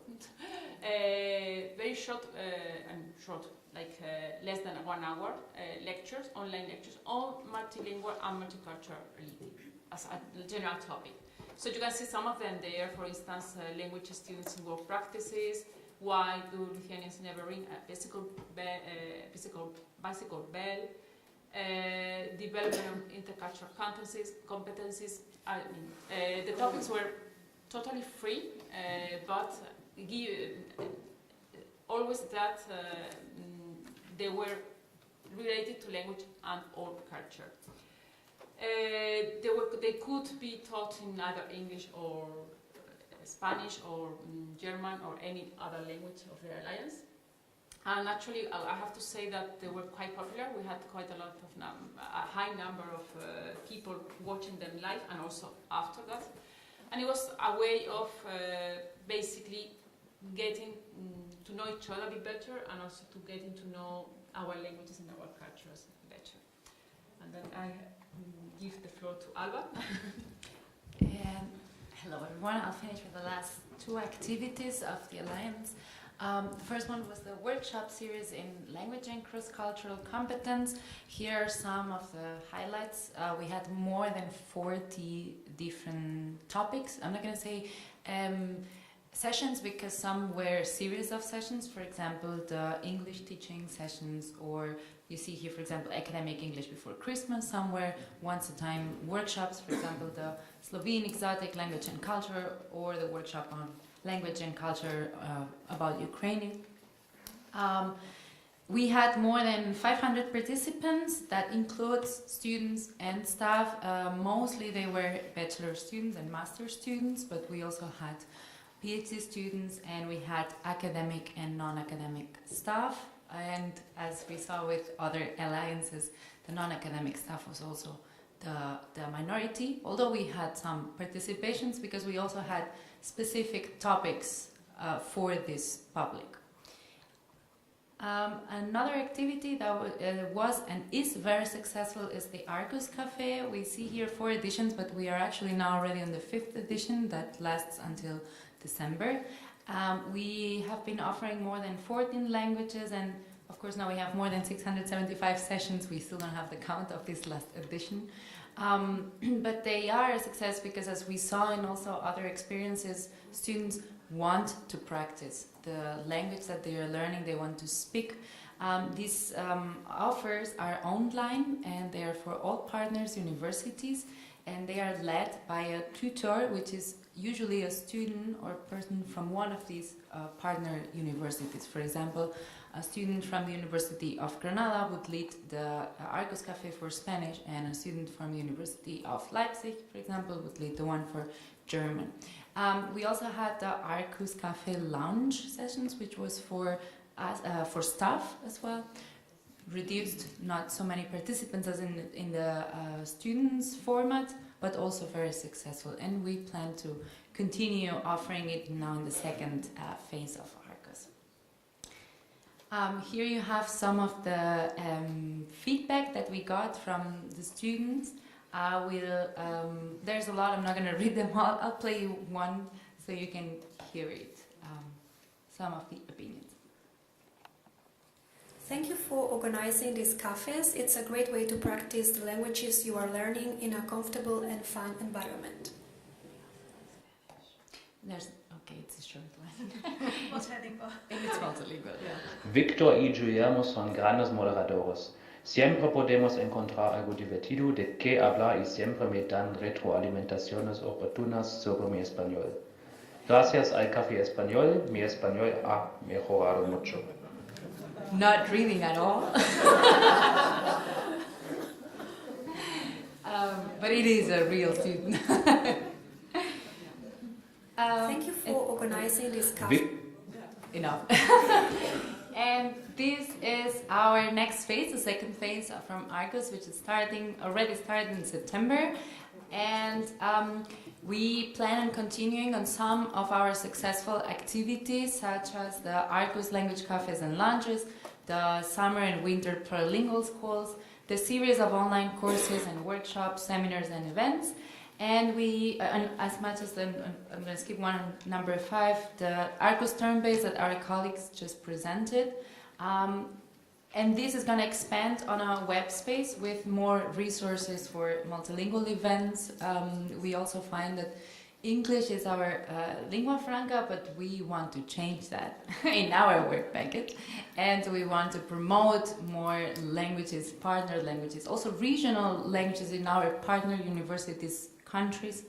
And also a network of language center directors who hopefully will also help to promote inside the university all these activities, because as any other alliances, we also have challenges of communication, reaching public, and get the people to know about us and what we offer and what they can do with us. And I thank you all for your attention, and I believe Thank you very much. Discussion. Thank you very much. Okay, so thank you very much. So we have 7 minutes for questions. So we open question session for all the presenters of this session, afternoon session. So, okay. Yeah. Thank you very much. Congrats to Arcus. That's all I can say. I think this is so amazing. You're doing a fantastic job. Yes. On promoting multilingualism. It's fantastic.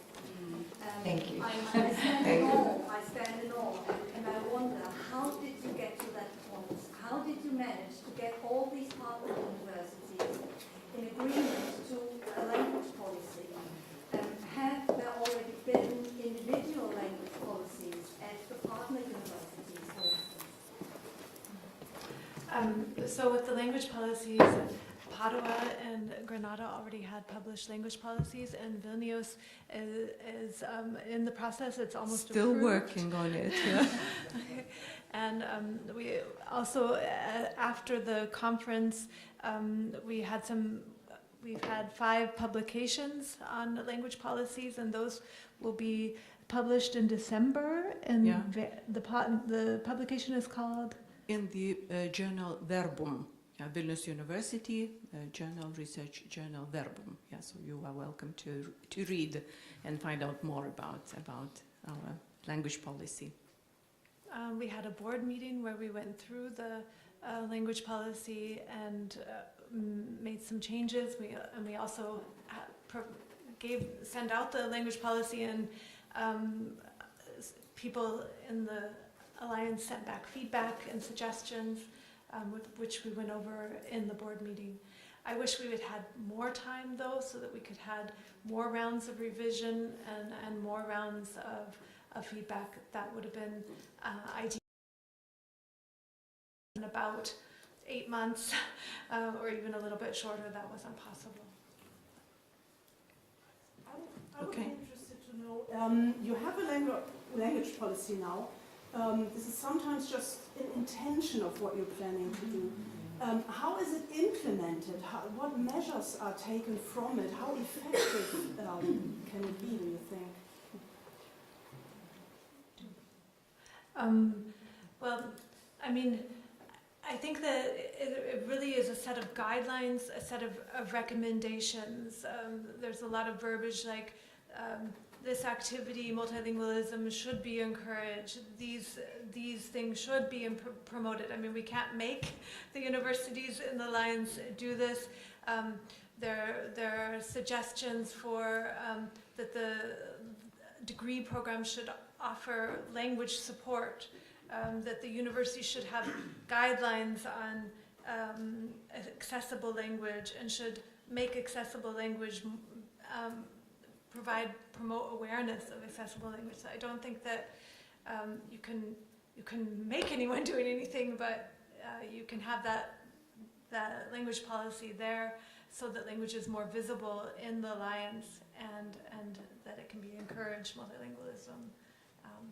Throughout the Alliance. Would anyone like to add anything? Yeah. We still have a minute. Oh, okay. Just a small question for the colleagues of the CEL. You focus on tandem, mostly on tandem programs, which is, I think, is great because you get the most of the 2 people. So this is a guided tandem program, I guess. It's not a wild tandem. It's an interesting sounds fun. Yeah, sounds fun. Should we go wild? Let's go wild. In CEL 2.0, let's go wild. We've got a new motto there. It is not guided as a language class would be, so there is no person sitting in and saying or correcting language or so. So in that way it is one-to-one. But we do give a guideline of ideas on what to focus on, and if they are in need of some support when they're not sure how to deal with the situation. One person is talking too long and doesn't allow the other person to speak or so. So we have the contact there so that they can approach somebody to deal with these problems. This is the coordinators team then in the background, and they do have some guidelines on, as I mentioned, the language learning process and how to reflect maybe on it. That's what I meant. To make it effective. I think this is important. It's with the online courses as well. If you just sit somebody in front of the computer, they're all hot in the beginning, and then they cool down very quickly. And you need some guidance. I think it's maybe in the human nature as well, to have a structure, to have a guideline, to have goals to reach, and you need somebody to guide you through this process and to support you sometimes when you lag a little bit and need more motivation. So I think this is essential for the success of such activities. Some kind of assessment. This is necessary. Yeah, maybe, no? I just might add to that. For example, in our Argus Cafe, the tutors receive training before they start doing the Argus Cafes, because sure we could open a Zoom room and just meet and start talking. We realized after 3 minutes when you talk about the weather already, you just don't know what to say anymore, and it's a foreign language, so it is even harder.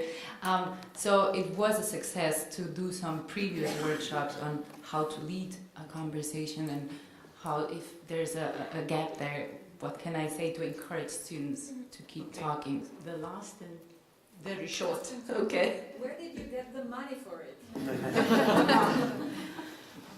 We need more money. More money. Made an allowance for you, or is it just the each individual university? We actually do many things without being paid. Honestly, so it really depends on every university. I mean, some universities, there are some people who are hired to work on Arcus. In some other universities, for instance, in our university, when we are part of the teaching staff, it's just on top of our duties, let's say. Tandems as well, the training for tandems. Could I just add that in Germany we applied for DAD money in addition, and so we had a position 10 hours a week for the coordinator of the Arcus Cafe. We also had a larger EU budget in the first funding period than we do in the second, and so it is going to be difficult going forward. And volunteer in the cafes? You didn't pay them, right? No, it was voluntarily. It was their time. That's amazing. Right. It's an experience for them. Some of them wanted to become language teachers later. Some of them doesn't. They just wanna practice and have the experience. I just wanted to add. I think that's a very important question, and we must say if people from the European Commission is looking still. It doesn't look good. It doesn't look good in the upcoming years. It is language multilingualism is value. It needs to be valued as well. It needs to be. It needs to be funded. If we want these great things to continue happening, we need to pay people to do them right. Okay, thank you very much, everybody. So I'm sorry, but we have to close here. So thank you for interesting and enriching presentations. I hope that we are coming home with many ideas and many initiatives to start with money or no money, but languages should be taught and learned. Okay, so thank you very much. Okay. Just a small, short communication. I'd like to thank our TV technician Marta. She always been all the time here. She won't be here tomorrow, but we have other possibilities. And of course, our people helping us, Immaculada and Ricardo, who was where. Thank you very much for your work.